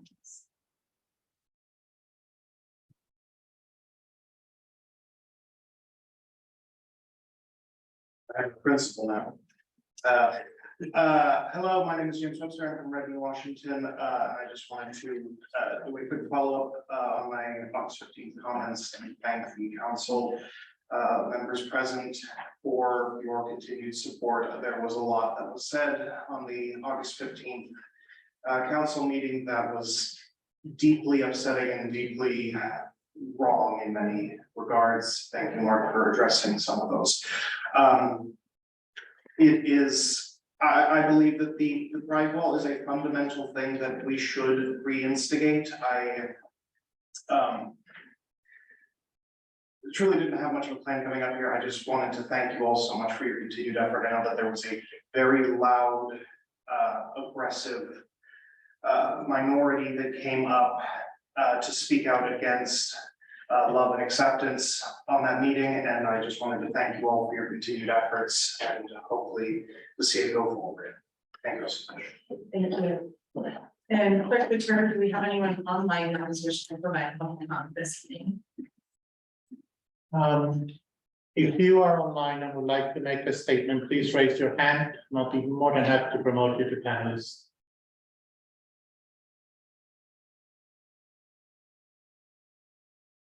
That's Perhaps. not seeing that. And we did receive one email public comment today from a resident regarding our draft cultural commission update. And if I may, Mayor, we also have other comments that we received by email. So if I may read those as well. Yes, please. Thank you. From Alice Suberlich. I ask that the Duvall City Council develop and adopt a policy which ensures that any materials allowed, displayed and permitted on city right of ways and city fences support a message of inclusion and tolerance. That any such policy should reject symbols which represent ostracism and prejudice. Sincerely, Alice Suberlich. From Jennifer and Robert Martin. Please return the pride flag artwork to the fence. Inclusive art and community-focused signage like high school sports builds up the community, unlike the hateful pine tree flag that speaks only fit white supremacists. From Jenna Fritz. Hello, as a resident of the Snoqualmie Valley and frequent visitor to Duvall to shop and enjoy all the city has to offer, I am appalled to hear of the actions taken by city officials to remove the pride wall that has stood for over a year, welcoming people to Duvall and spreading a message of love and acceptance. The removal of the pride wall without appropriate input and consideration from the community ignores the voice of this community. Duvall should be a beacon of acceptance of all members of the community, visitors and residents alike. Removing this symbol of acceptance sends the wrong message of what Duvall should stand for as a community. I wholeheartedly stand in support of reinstating the pride wall. I would encourage city officials to rise above pressure from certain groups and instead encourage dialogue in this community regarding the art and symbols that support people of all backgrounds who live, work, visit, and spend their resources in Duvall. From Michael Prince, dear Mayor and City Council members, I was unable to make it to the meeting last night, but I would like to voice my strong opinion in support of putting the LGBTQ flag art back up. I am a gay man and live in the Duvall community and work in the city of Duvall. The pride flag was beautiful and was a symbol that queer people were welcome in public spaces here in Duvall. I am disappointed and sad that the mayor and city council chose to cave in to a couple of individuals who are against LGBTQ rights. All I heard was a bunch of lame excuses and legal worries for why the city took down the pride flag. The pride flag is a symbol that our town is a safe and welcoming place for LGBTQ people. Taking it down is a sign that Duvall is no longer welcoming and won't stand with our LGBTQ citizens against hatred and bigotry. I want our town to be welcoming and open to all, especially those who have been oppressed, attacked, and denied their rights in the past because of who they are and who they love. Please throw some backbone and make this right. Stand with LGBTQ people against bigotry and hatred. Put the pride flag art back up in its place. Are you with us or against us? Lastly, from Country M.I. Roney. Good afternoon. Thank you, Mayor Okerlander, for your services to our community. I want to make a public comment on the Chapter 2.28 Cultural Commission proposed updates. I am the president of the Duvall Historical Society, and our organization worked with the DCC on multiple occasions prior to 2020. Examples provided from other cities are titled Arts Commission rather than Cultural Commission and missed the opportunity to include cultural as well as heritage.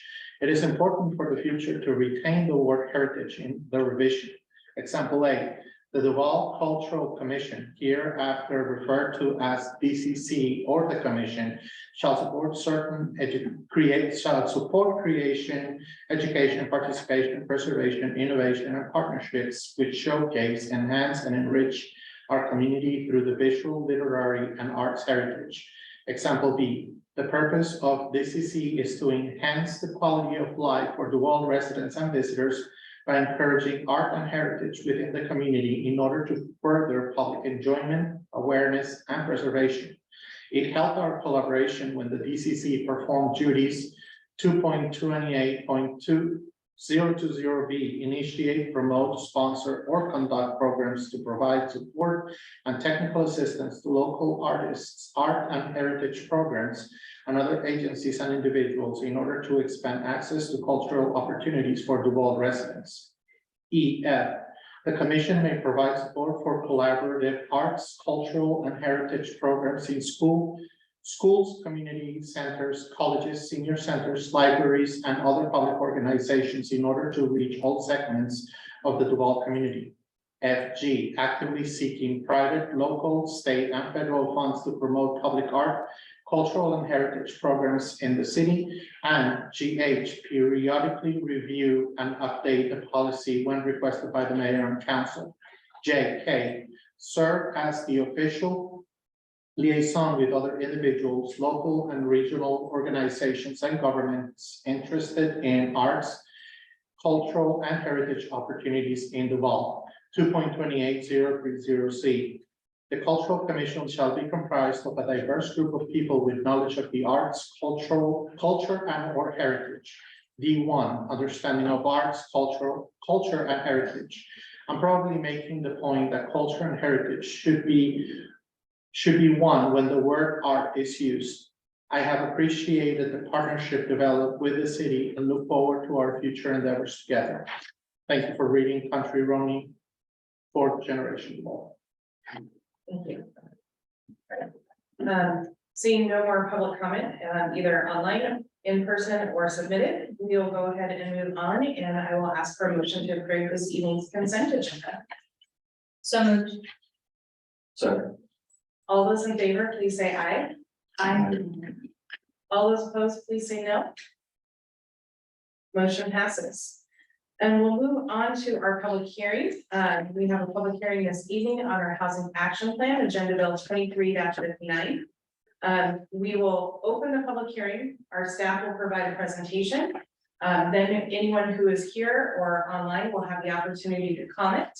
And then the hearing will be closed and we'll move on to other business, and council will be discussing this item as a group under new business item number 1. So with that, I will open the public hearing and turn it over to staff for presentation. Hello, good evening. Can everybody hear me?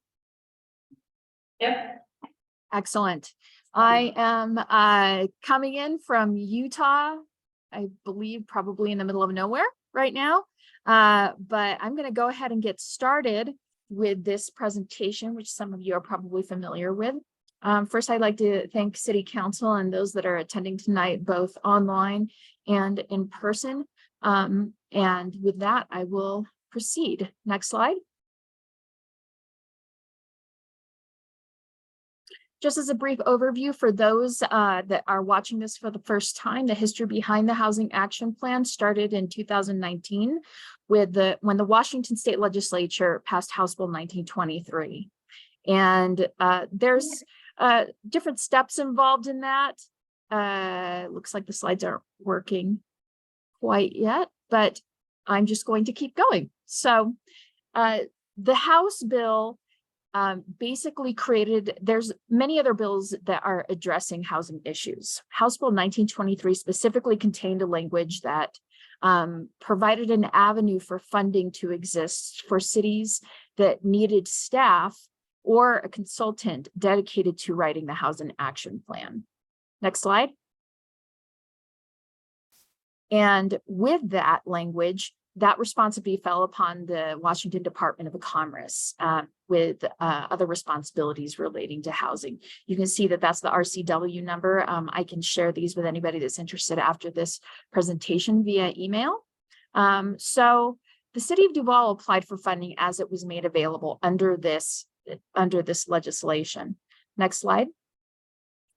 So when the city applied for funding, they received it in 2021. And with that funding, they were able to start on the process of writing the Housing Action Plan. So with that process, next slide. That includes multiple different steps. The first step, obviously, is either retaining staff or a consultant, in this case, both, in order to meet some of the major goals. Next slide. And that's really the intent, is increasing housing diversity, increasing housing affordability, and preventing displacement. And displacement means people either being forced to leave because their lease is up, or being forced to leave just because they can't afford it anymore because the taxes are too high. That happens sometimes with those that already own their property, but the taxes themselves are too much. The purpose of the Housing Action Plan is to provide strategic actions that reflect the community values, but consistent with Washington state law. And so that's what you're going to see in this document, which is made up of 3 major parts. Next slide. Those 3 major parts include research, analysis, and findings. And you'll see those titled in the Housing Action Plan. Next slide. As those three major documents are the Housing Needs Assessment, the Public Engagement Summary, and the Housing Policy Framework Review. So you're looking at the scientific approach, you're talking to people, and you're analyzing the existing policy, the policy for Duvall in the comprehensive plan. Next slide. This is another way of looking at it. The Housing Needs Assessment looks at gaps in housing. Where are we not meeting those gaps by looking at the population statistics, getting people's feedback, and then looking at gaps in policy. What does the language actually say, and are we actually doing what our policy intended to do a couple of years ago? Taking all those gaps into consideration and weaving all that information together leads to coming up with strategies and actions that address those gaps. Next slide.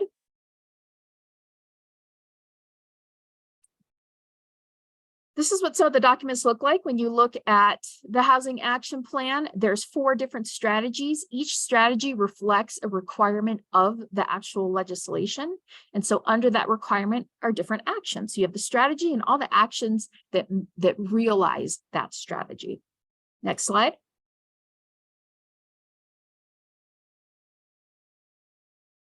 So an important reminder here is that with all of these actions, it's important to note that the City of Duvall is not a housing developer. They are not a part of building affordable housing. They are part of writing the policy that creates the opportunity for housing to be built. Next slide.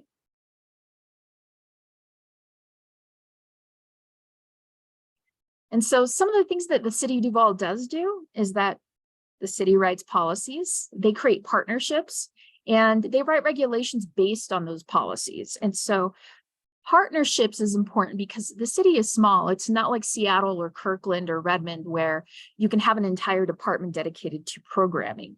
Here we don't have that. And so it's better to partner with existing programs in order to provide those same services to our residents. Next slide.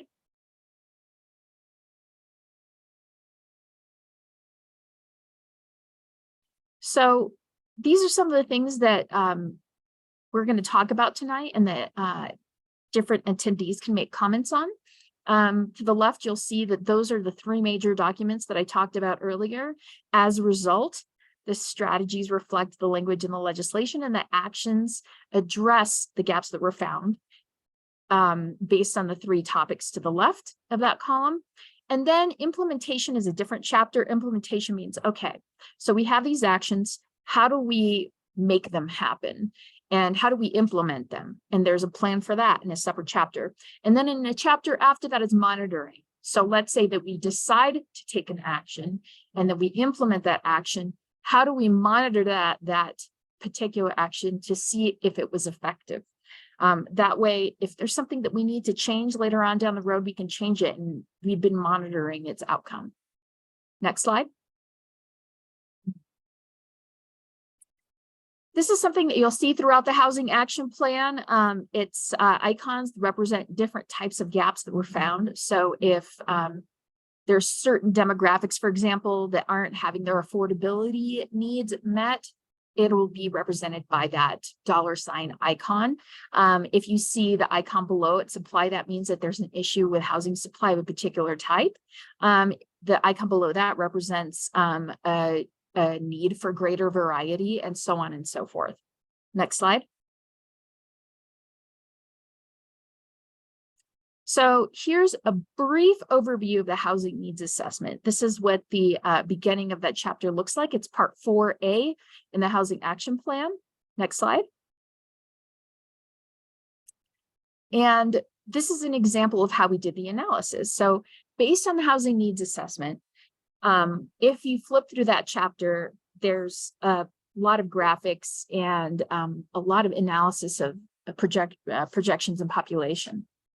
The outcome is, after making findings on that data, to the left is the recommendation, and that recommendation is based on gaps that were identified, which you can see to the right. So in the first row, you can see that we're looking at housing supply. That's the gap that was identified, and the recommendation is based on that. And that's based on the data that was found in the housing needs assessment. Next slide. This is another subtopic as far as a cluster of recommendations that reflected diversity of housing choices. You can see that in some cases, there were numerous gaps identified. And so the recommendation or the observation is based on those identified gaps. Next slide.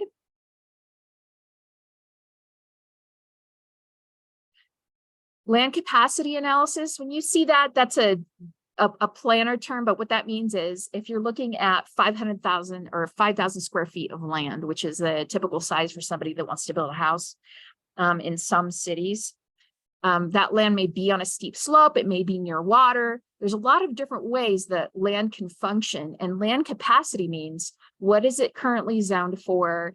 Is it near a critical area? Is there a stream with salmon in it? Is it on a steep slope? What can the land bear? And does it have the basic elements needed to build a house on it? So that's what land capacity is. Next slide. HUD Location Affordability Index is another planner term. And what that looks at is based on the median income, so more or less average income of a particular county, what is the average cost of housing for a particular population type?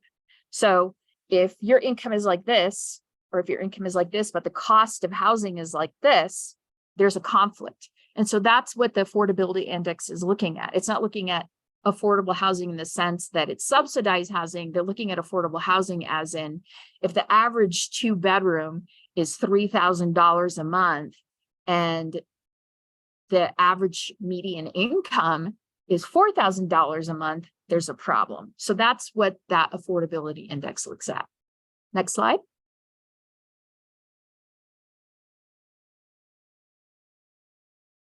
So part 4B, this is on part 4 of the Housing Action Plan, focuses on work that we did with public engagement.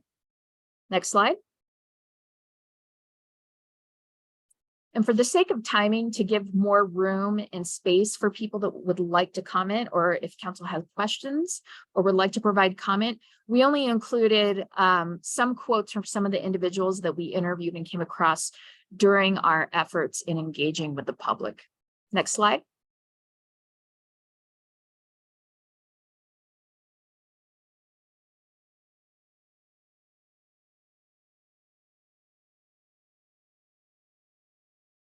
Next slide.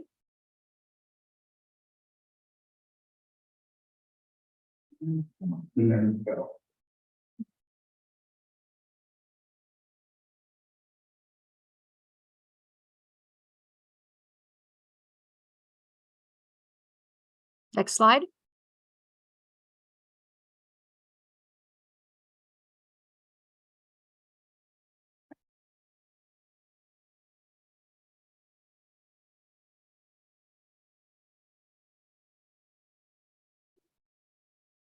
Next slide.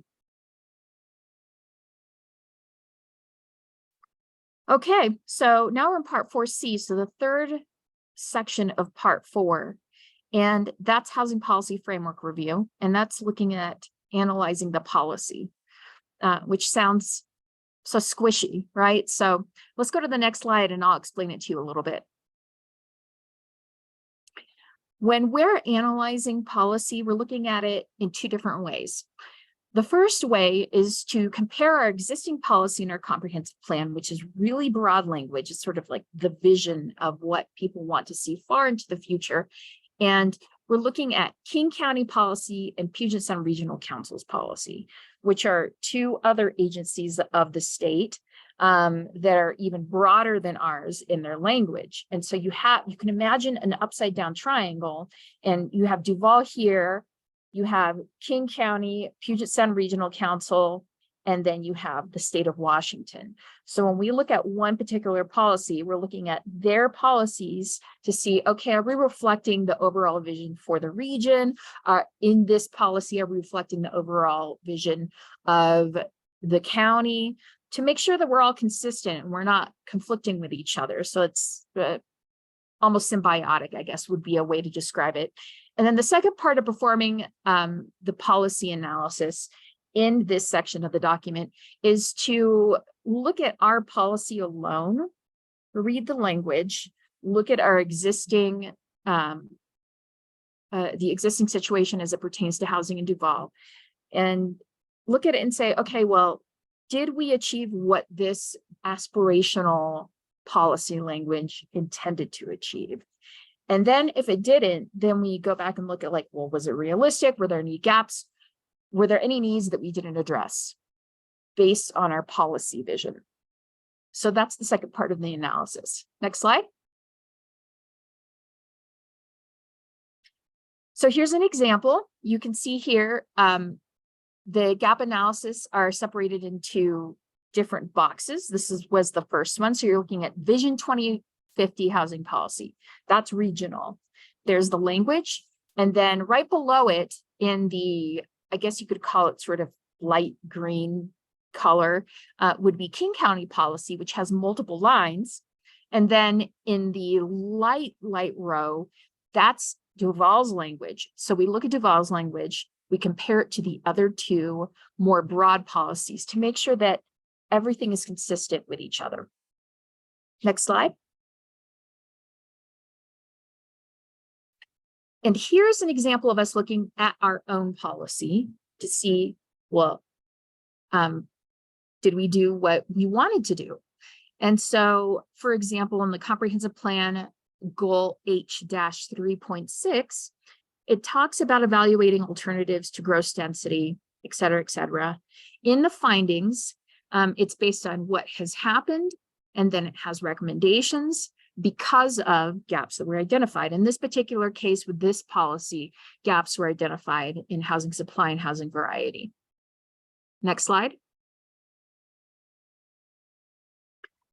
So keep in mind, in the other slides, you saw icons that represented different gaps. So imagine taking each one of those sections, pulling all of the different gaps and putting them in a bucket and looking at them and saying, okay, we have a repeated indication of a need for housing variety. So we look at that need and then we go to the next section, which is what does the legislation say we should do? And then what actions are reasonable for Duvall to take to meet our gaps that we identified in all of the other sections of the document. Next slide. Again, here's a reminder of the icons. Next slide. And in this particular section, you will also see the gaps identified. And then we look at, well, what resources do we need? If we take this action, what do we need to make it happen? Do we need a staff person dedicated to it part of the time? Do we need funding from the federal government or the state? Do we need to apply for grants? Do we need technical support from the Washington State Department of Commerce? Do we need volunteers, private donations, or collaborating with other communities and agencies? These are all resources necessary to make something happen. And in some cases, for example, in the Snoqualmie Valley, you have North Bend and Carnation, and sometimes we can pull, just like the services that we provide seniors, you can pull those resources together so that we can all collectively meet a particular need. Next slide. So an action type, when you see the actions, they'll also have a type. That means that it's an action, and some actions mean amending an existing policy based on the policy analysis we did, or it means amending or writing a new regulation that reflects an amended policy, or it means creating a program or forming a partnership with an existing program instead of reinventing the wheel and doubling up on efforts. Maybe there's a program that exists right next door, and if we join forces, that program is strengthened and we can serve our residents as well. Another action means that we need to do deeper analysis. We need more answers to some of the questions that came up during all of the work that we did in writing the housing action plan. And then finally, another action type is financial. That means that we have to take steps to establish long-term mechanisms for sustainable funding if there are certain actions that require funding. Next slide. So here's an example of strategy one. And strategy one, which reflects part of the legislation, is increasing the housing supply of permanently affordable housing for households with a median income of 80% or less. I don't remember, it was an email that came across recently, but the median income for King County has gone up quite a bit. And so many people will not, that I know of, do not make that median income. And so this is something that really even addresses what we refer to as the middle class.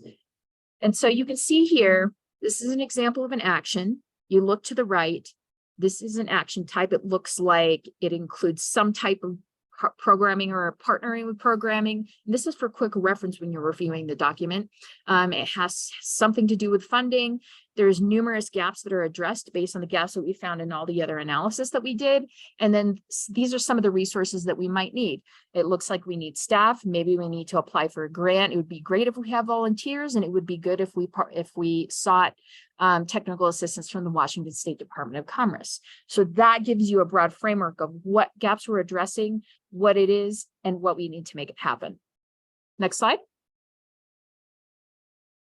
This is another example. You can go on to the next slide.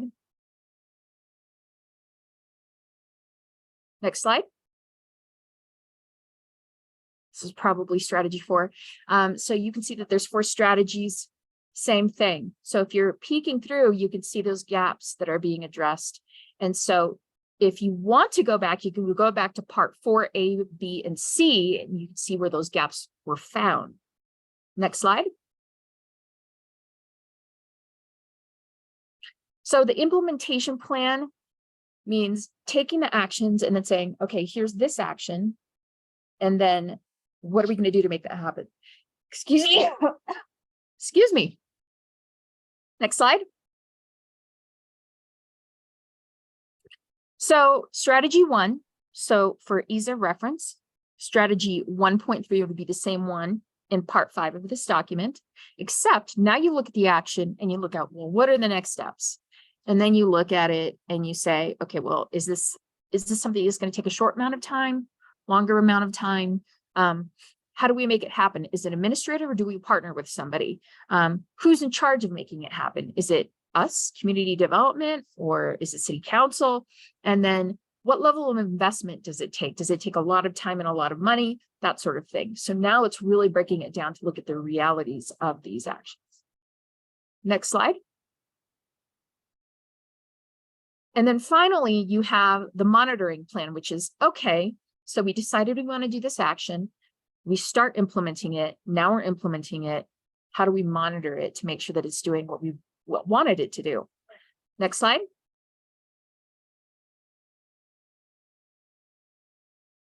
So again, you can see action 1.3. And then these are indicators. These are just indicators that are suggested for now. We may discover other indicators as we go along. Then the purpose of, analyzing the outcome of this particular action, and then where we're getting this information. Of course, these things can change. This is only a recommendation. So even let's say that we discover other ways of other indicators, and we find other sources that enhance our understanding of the success of a particular action.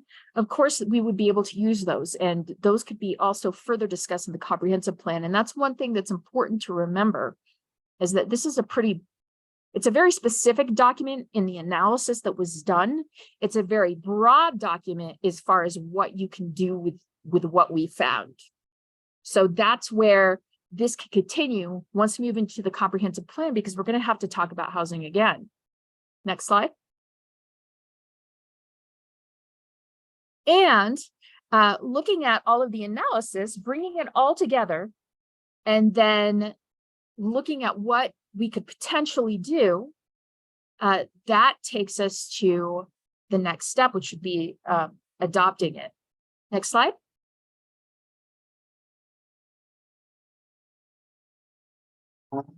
There you go. There you go. But before we do that, we really want to help people understand how to really navigate this document, because there was a significant amount of effort trying to talk to as many different types of people as possible in many different types of ways. We, whoever wanted to participate could. Nobody was disqualified from participating. And so really the reflection of the voices that we have in that document are those that wished to have their voices heard. But in particular, based on the guidance that we received from the state, it was very important to be able to give voice to those that usually don't have voices in this type of decision making. And those are usually individuals of lower income, individuals with disabilities, individuals that have 3 jobs that don't have time to attend meetings like these, individuals that are renting. That was specifically stated in our guiding documents for creating the Housing Action Plan. Next slide.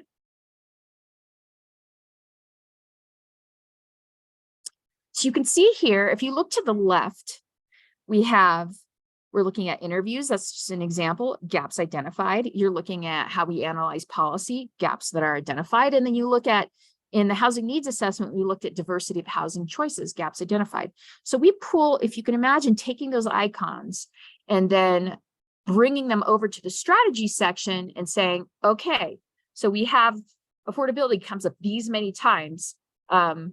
What action makes sense for this city, and can we address that? So we did the best that we could within the capacity that Duvall has to address all of the gaps that we identified. Next slide. Oh, here's just a little visual aid. If you press the space button again, John, it'll bring a little arrow over to show the connection. Next slide. Okay. So today is September 5th. That's open for public testimony and comments. And also Q&A with council. And the next time we're going to meet will be, we will be presenting to the Planning Commission, asking them to make a recommendation to City Council. So that will be the last time that the Planning Commission will be looking at the Housing Action Plan before it comes back to City Council, in which we will offer it for adoption. So we're very close, and we're happy to receive any comments or additional recommendations at this time. And with that, I yield back to council, and I'm done. Thank you very much. Thank you. And now we'd like to invite anyone who's here to come up to the podium and provide public comment if you'd like to provide comment on this policy. And just like our normal public comment process, you'll have 3 minutes to speak if you'd like to do so.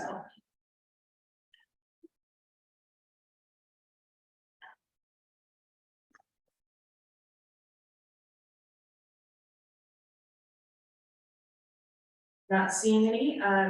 Clerk Patera, do we have anyone online wishing to provide comment? I don't believe so, Mayor. All right. No interest.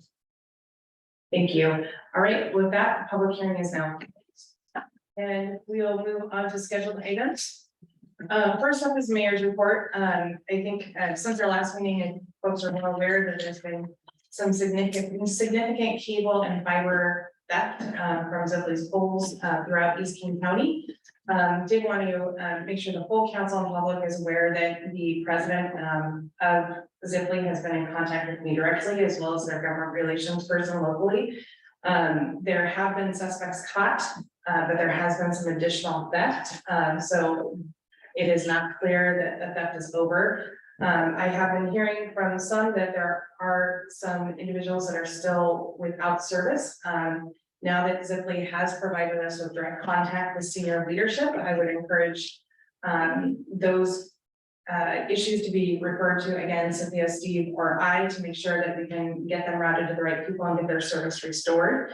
I will say this is the first time since Zipley has purchased that we've had contact with their senior management.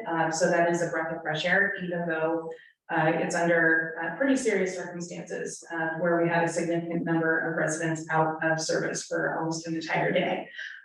Certainly created some public safety issues and reiterated the need to have redundancy in our communication systems, as well as highlighting the work that our emergency manager, Luke Eckert, has been doing to make sure our appropriate city staff is online with Gets cards and wireless priority service systems, so that when we do have emergencies and lines are down, that staff can communicate and handle the situation.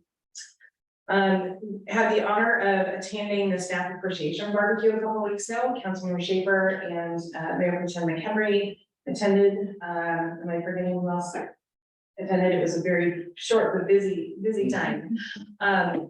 We had great attendance, great weather. City Administrator McNabb was able to dole out many service awards to our employees. It's the first time we've been able to do that in a while. So that was really great to have everyone together. Had a nice catered lunch from Amarillo Barbecue. We wanted to let folks know that Sound Cities Association is calling for a legislative agenda. I know our policy plate is full, but that is something that we do need to start thinking about very soon.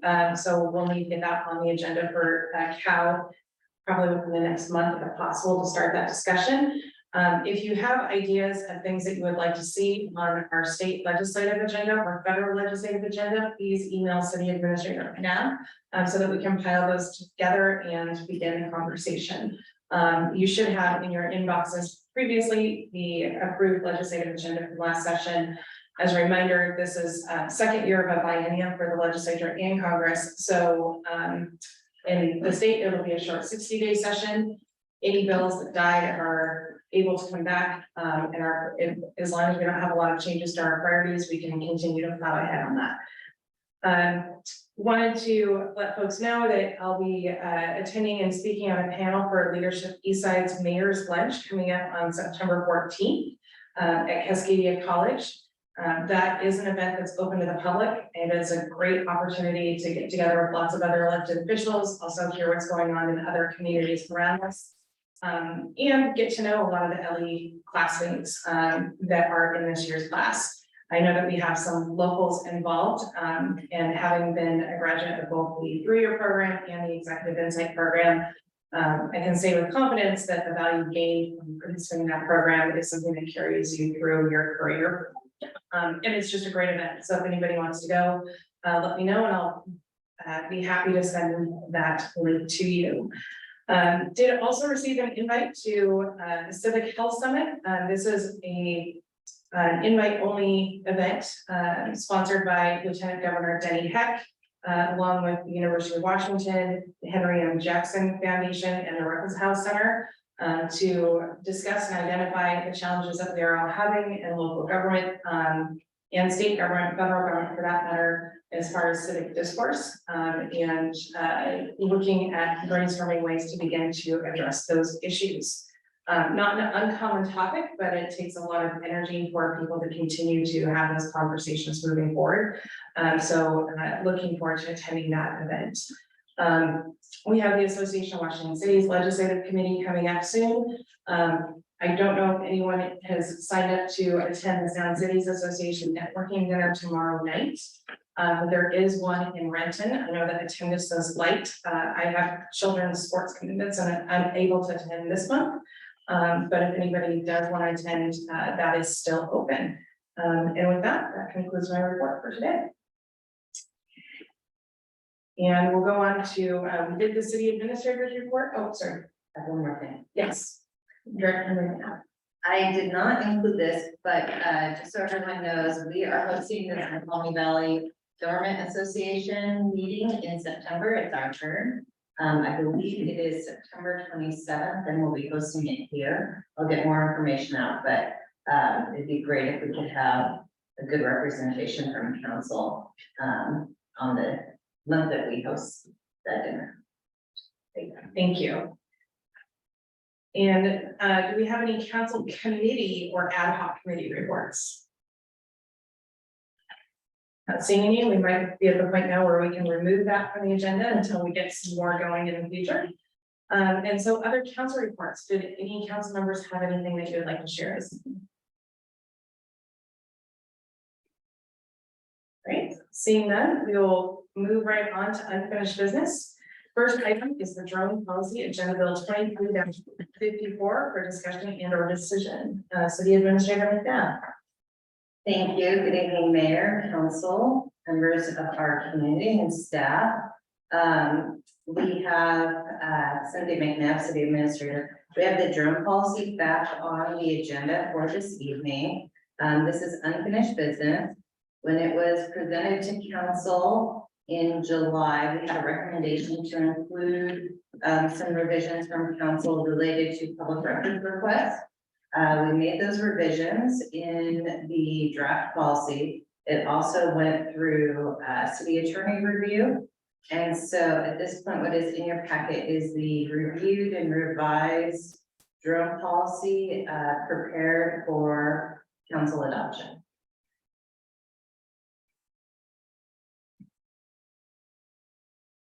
Is council ready to move forward with this policy? And if so, I'm happy to entertain a motion. I'll move to approve Agenda Bill 23-54, approving a policy for departmental use of unmanned aerial vehicles or drones within the city of Duvall. Second. Any discussion? Seeing none, all those in favor, please say aye. Aye. All those opposed, please say no. Motion passes. Moving on to new business, Housing Action Plan, Agenda Bill 23-59 for discussion and or decision. Naomi. And then, council, if you're ready with questions or if you would like to report, we'll welcome that now. Councilmember Napoli? Yeah, there was a comment that I had made previously and also was made, it looks like at the August 23rd Planning Commission meeting. And it was about possibly using floor area ratio modifications, and I'd also mentioned, you know, I'm trying to remember exactly what it's called. It's impervious surface restrictions, just to make more affordable homes by having the outcome be less 3-story gigantic homes that are not affordable. And I know that was kind of talked about, and I didn't see any recommendation that would include there. It looks like there was a gross versus net density, which I think is helpful, but I don't think that's going to solve the issue of the scale of homes being built, because I think that's a lot of why the homes are not affordable, is because the maximization of the most square footage is what the developers are building. And so you get very, very large, expensive homes. And so I really think that that is important in solving the middle housing issue, is that someone who is, you know, a teacher or law enforcement, government employee, you know, all of these blue collar, whatever, you know, they aren't really going to buy a 3-story, 4,000 square foot, $1.5 million house. And no matter how dense we get it, that's still the outcome we're getting. Yes, thank you. Addressed in there. I just didn't see it. I'm sorry. No, that's okay. Thank you for bringing that up, Councilperson Napland. I appreciate that. When I looked at that comment, I was trying to figure out how to put it in there so that it was more broad. And I want to see if you feel like it would be better to include that as a recommended regulation once we're done with the comprehensive plan, because part of the broad language in the policy recommendations creates an umbrella in which regulations like the one that you're recommending would be included. So it would be, it's more specific, and it's definitely within the scope of the different types of actions that we have in there. But a specific action like that would be great to include, as long as there's some agreement. I'm not sure how the process works. Maybe if Laura can advise on this. I mean, a lot of Thank these ideas are Sure, just. your thoughts. Thank you, Naomi. So in general, we do get consensus around the table when we start to make policy changes. But I do think that that is an item that has been talked about by council for a while, not just from one council member. So we could potentially provide a little bit more specific language that says zoning changes that may include floor area ratio, impervious surfaces. So we could do something a little bit maybe broader, but without specifically stating just one item. Yeah, I think that's reasonable. I think just making sure that that idea is carried forward as something to explore is important, I think, to the community, because it hasn't just been me, it was brought up at planning, and I know it's been tossed around for, I don't know, 6-7 years. Thank you, Councilperson Napland. I'm making a note right now to include this as an additional action in the appropriate strategy. The language will be broad enough so that there's flexibility that way, regardless of the circumstances as they occur in 5 to 10 years. That language will be broad enough so that our regulation can be flexible to still meet the intent of the goal that you're expressing. But thank you for reminding us about that. And there's other council members here that may or may not agree with me at this point, but I just wanted to make sure it was brought up, so. No, thank you very much. Any other council questions? Councilmember Schaefer. Yeah, first of all, I want to apologize for the opening lawyer for not providing this in written comment. I know the due date was last day of August. I continue to be concerned, though, about being clear on who pays for affordable housing and low income housing. The document itself, I believe, does not address that. But we need to be as clear as possible on who's going to cover that deficit. And it is a deficit where the occupant is unable to actually pay the full cost, the full market cost of the housing. And therefore, that cost has to be made up somewhere. And I would like to be as clear as possible on where and who is going to make that cost up.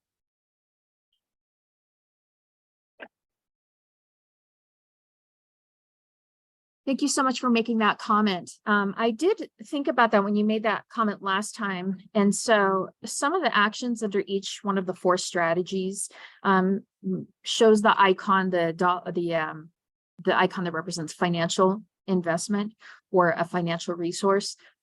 We did not identify any resources in which the city would have to directly bear any costs. Specifically, we did not include any language in which we would be deferring any sort of fees, because if we deferred fees, that would cost the city a significant amount of money.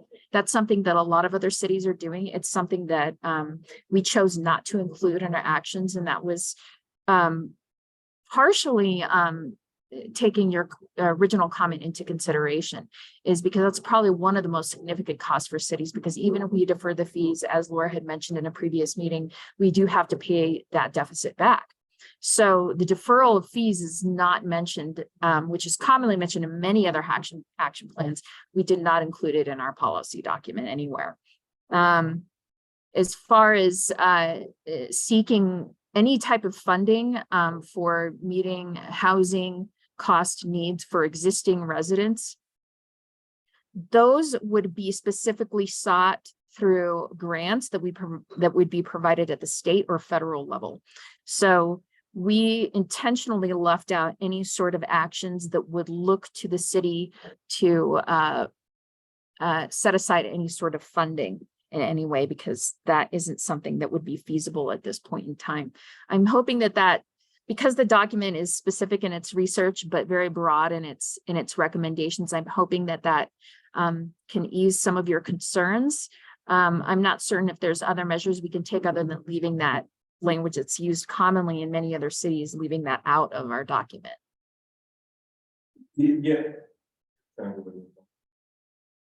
If no one else has other questions, go ahead. Okay, thank you. Yeah, no, thank you, Mary. I appreciate that, and I understand that it may be worthwhile is putting something in there to the effect that how that cost deficit will be covered is unknown at this time. And the city's not liable for it, essentially what you just said, but Right. in clear terms. So it's more obvious to those reading through the document. Perfect.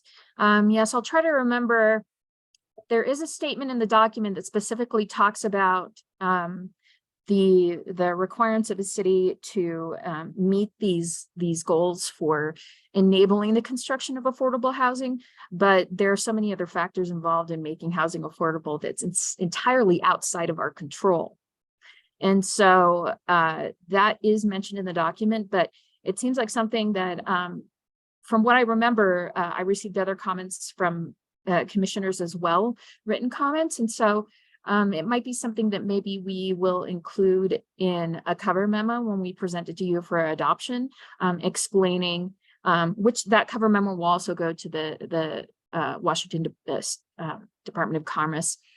So that we can explain, yes, we understand that we intend to meet this. However, we also understand that there are many other factors at play. This is what our capacity is with our land. This is our capacity as far as resources, staff, and time.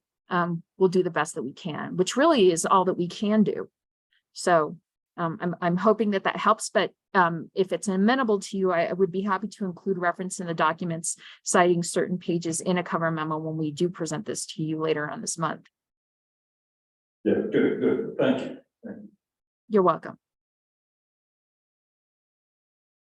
Any other questions from council? Seeing none, we'll go ahead and move on to our next item of business. Number 2, Title 2 and 28, Cultural Commission Code Change Agenda Bill 23-55. For more discussion, we did have a discussion that you can read the whole as well. But now we do have our city attorney present, Director Thomas and Ms. Moreno.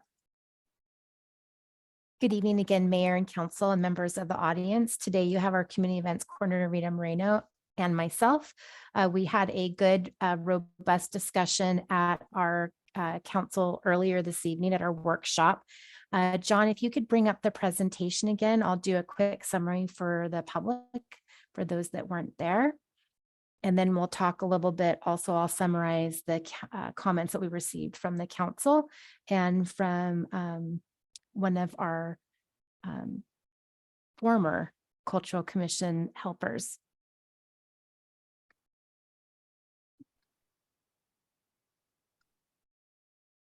I was just going to let Naomi, you can go ahead and jump off and get to where you're going this evening as well. Thank you.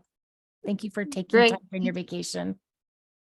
No problem. I hope everybody enjoys the rest of their evening, and I look forward to the next step. Have a good night. So this evening, we talked earlier about an update to Chapter 2.26, which is our Cultural Commission policy update. Next slide.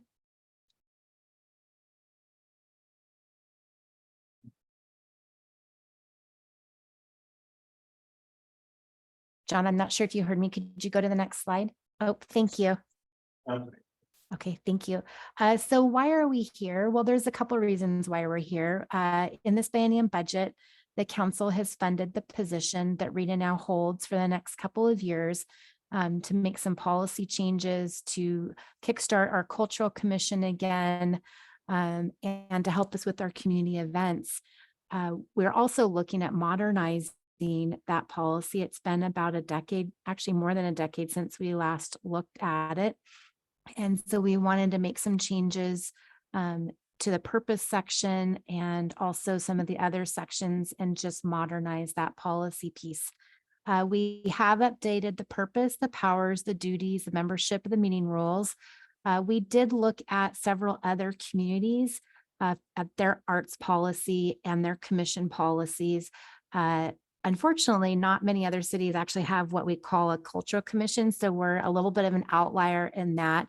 But we did make some changes based on some of those other communities and some of those other sections, again, to modernize it. Next slide.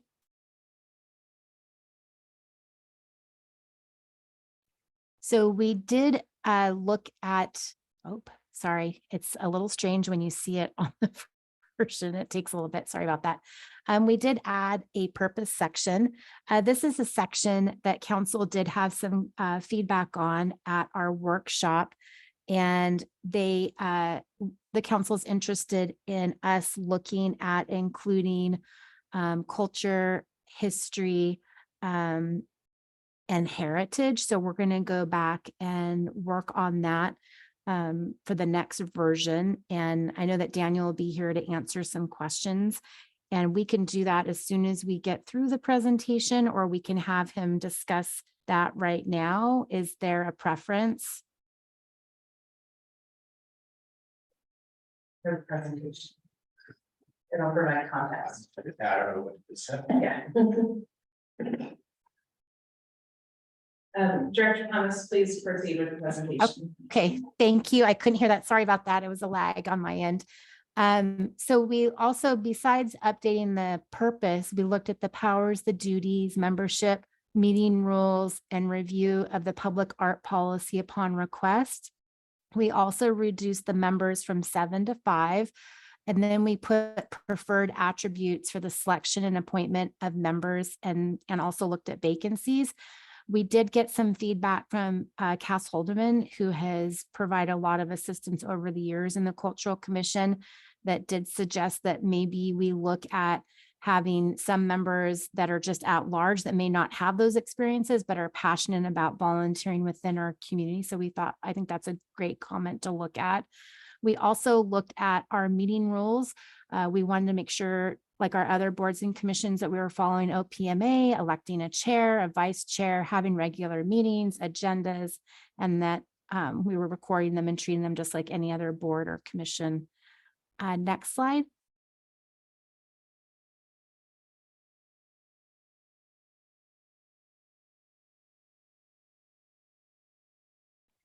So the next steps, we talked a little bit again at the workshop. And so we can continue to have a discussion now that Daniel is here, and then we will make some adjustments to that policy based on council feedback and get those prepared for the next meeting so that hopefully we can adopt it at the next council meeting.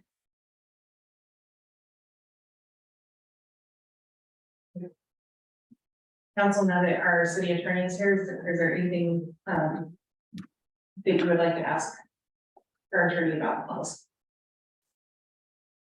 Mayor Pro Tem Henry? I was wondering if Director Thomas could read that blurb she had come up with. I guess that was it seemed everyone was agreeable to it, so I'd be curious to know what our attorney thought of adding something like that.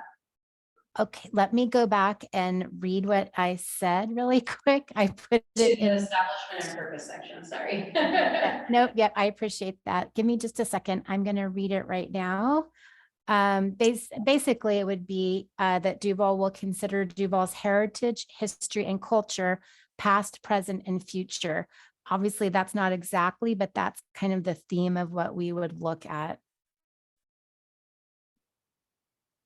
That's great.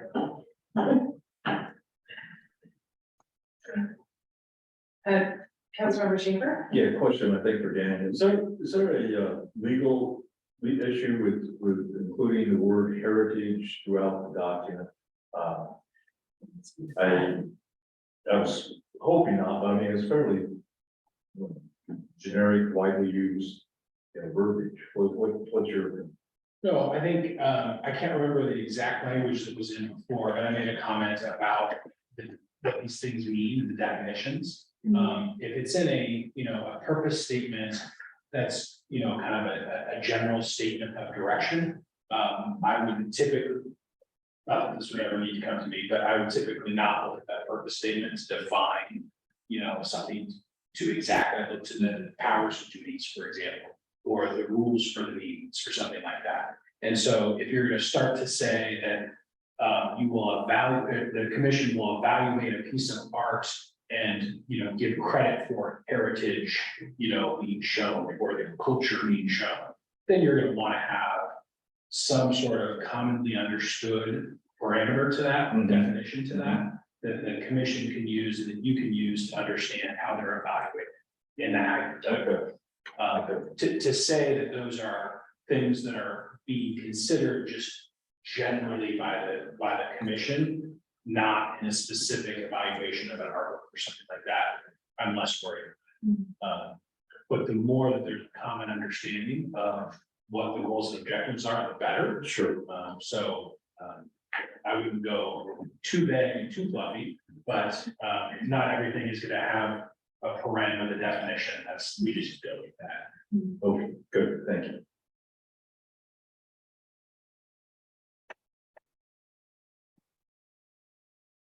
Thank you, Daniel. That was really helpful.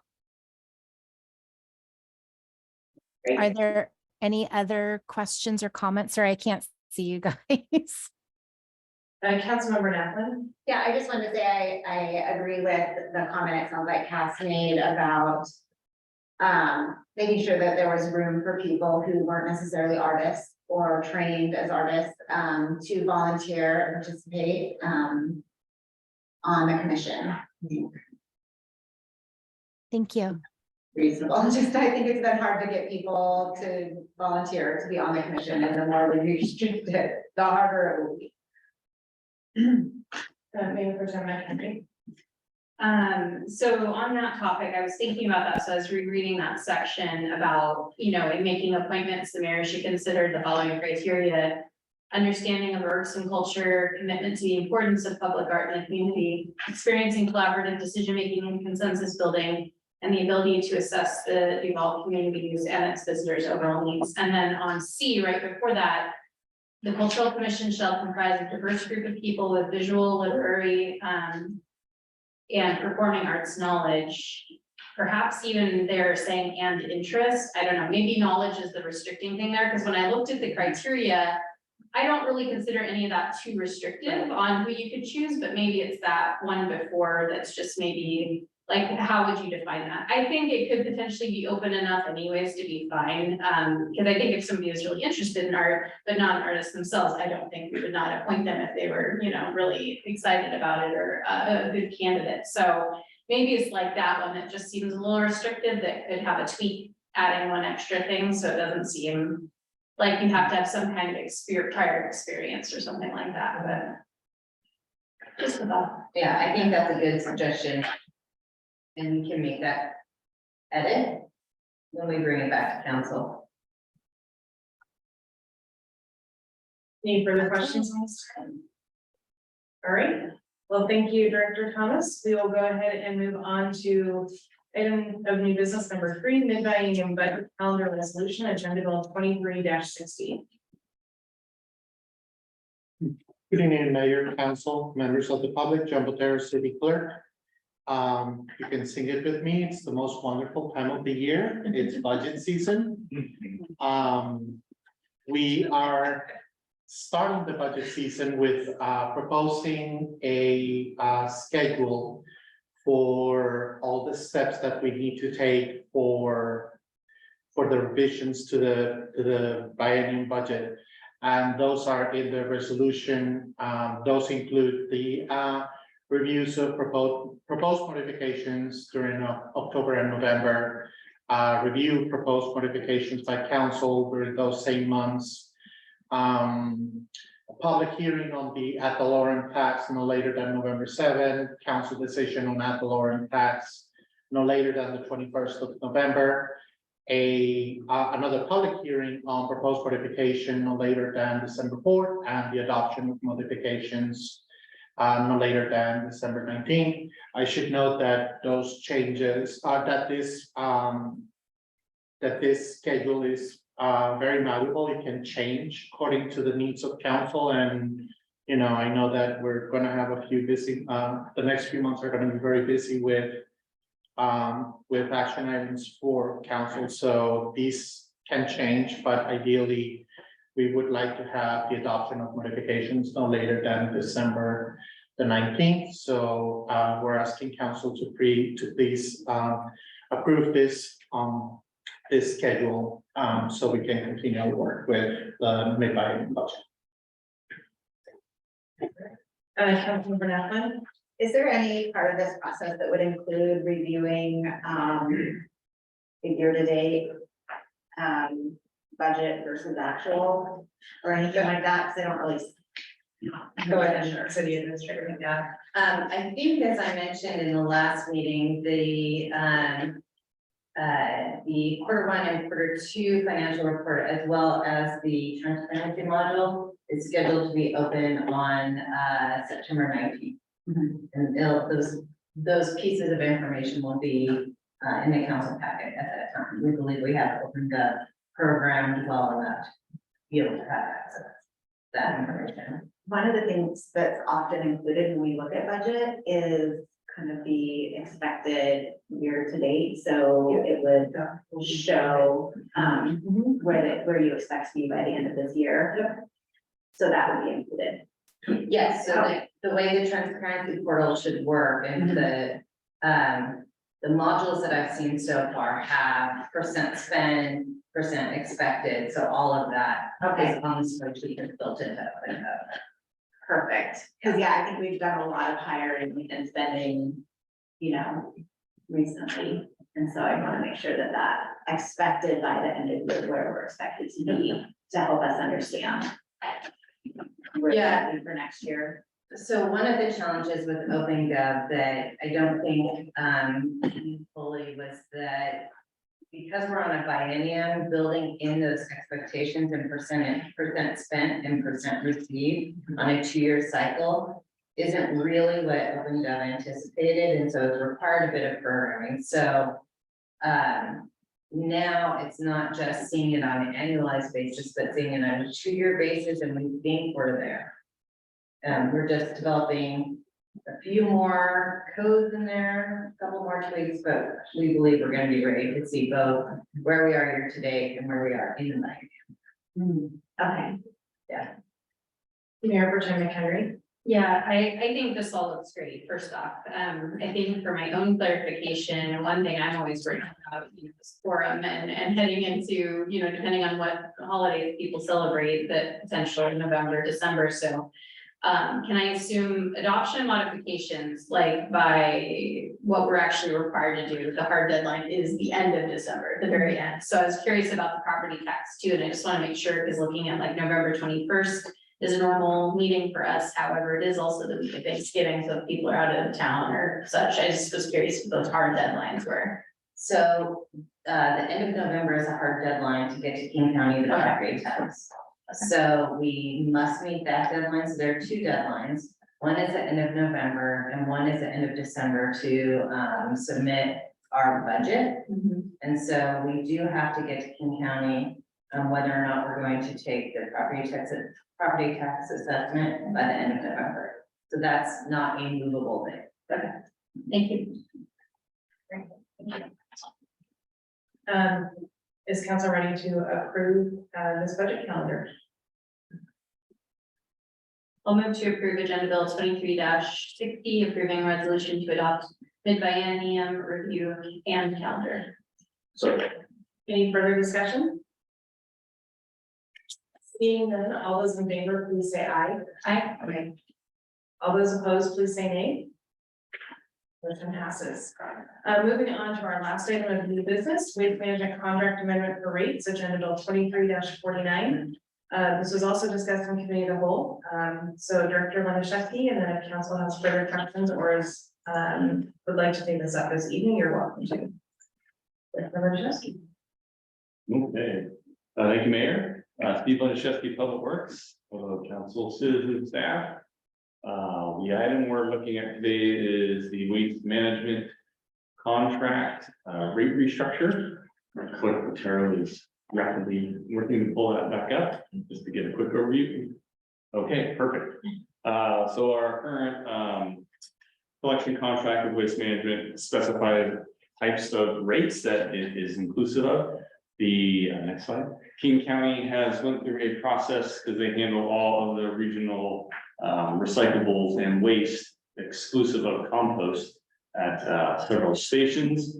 Those stations are looking, and there's a lot of programming to recycle. The RE Plus program is pushing hard to work on recycling and waste minimization, food waste, yard waste, et cetera. So they're working on how to streamline their annual fees so they can align the charges with the expectations of cost to process at their facilities. So with that said, they currently have a tipping fee, which is the weight of materials that come to their facilities. They're looking to change that to streamline that to a combination of the weight that comes in, and then creating a fixed annual charge on a prorated share of those fees. So the total stack fees, next slide, aren't changing per se, but they will be changing on how they look. They did go through a process, created a task force, hired SBS Group as their financial consultant, and committees, public outreach, and went to their county council. This was moved last year and delayed 1 year for implementation, and we do need to respond by October 1st. Next slide. So the fee here is an example of the traditional tipping fee on the left, and then the new tipping fee on the right will be partially there as a reduced amount. It's an 80-20 split mathematically. 80% of the fee remains intact, so instead of 166 a ton, it's 133 a ton. And then the fixed annual charge FAC will be split amongst the cities in the county and the county itself on what materials come to the facilities, and checked annually for the year ahead to maintain a pro rata share charge to make up the balance. So they're not always waiting on the tonnage to arrive. The question was one brief question, the fee total currently itself is the same. So there's not a difference in what we will expect in rates this year. However, it is a different fee that we have to insert and adopt into our contracts. Next slide. So this was the fee that was preferred by the stakeholder groups. I don't know if anybody participated from our region. Does not shift disposal costs of their cities, maintains incentives to divert waste, easiest to calculate, and meets the revenue stability and neutrality goals of our region. Outside of that, we did have waste management present along with King County Solid Waste, and we're looking to adopt and amend the contract, hopefully at the next meeting, so that we can report and provide our comments and approvals to both agencies by October 1. If council would like to do it. The paperwork isn't really. It isn't done yet. Okay. Yeah, we'll bring it back in the next meeting, we can send it or whatever. Great. Thank you. I know how everyone wants to get these things. All right, any further questions from anyone? Seeing none, we have no further new business, but we do have an executive session for discussion with council about potential property acquisition under RCW 42.30.110 sub B. Are we going downstairs? We go downstairs, I can open it. Okay. How Um, about? Five-ish. 5 minutes. Let's, We can always extend it. yeah. We never do anything fun. Get down there and back out. No, actually. No action is expected.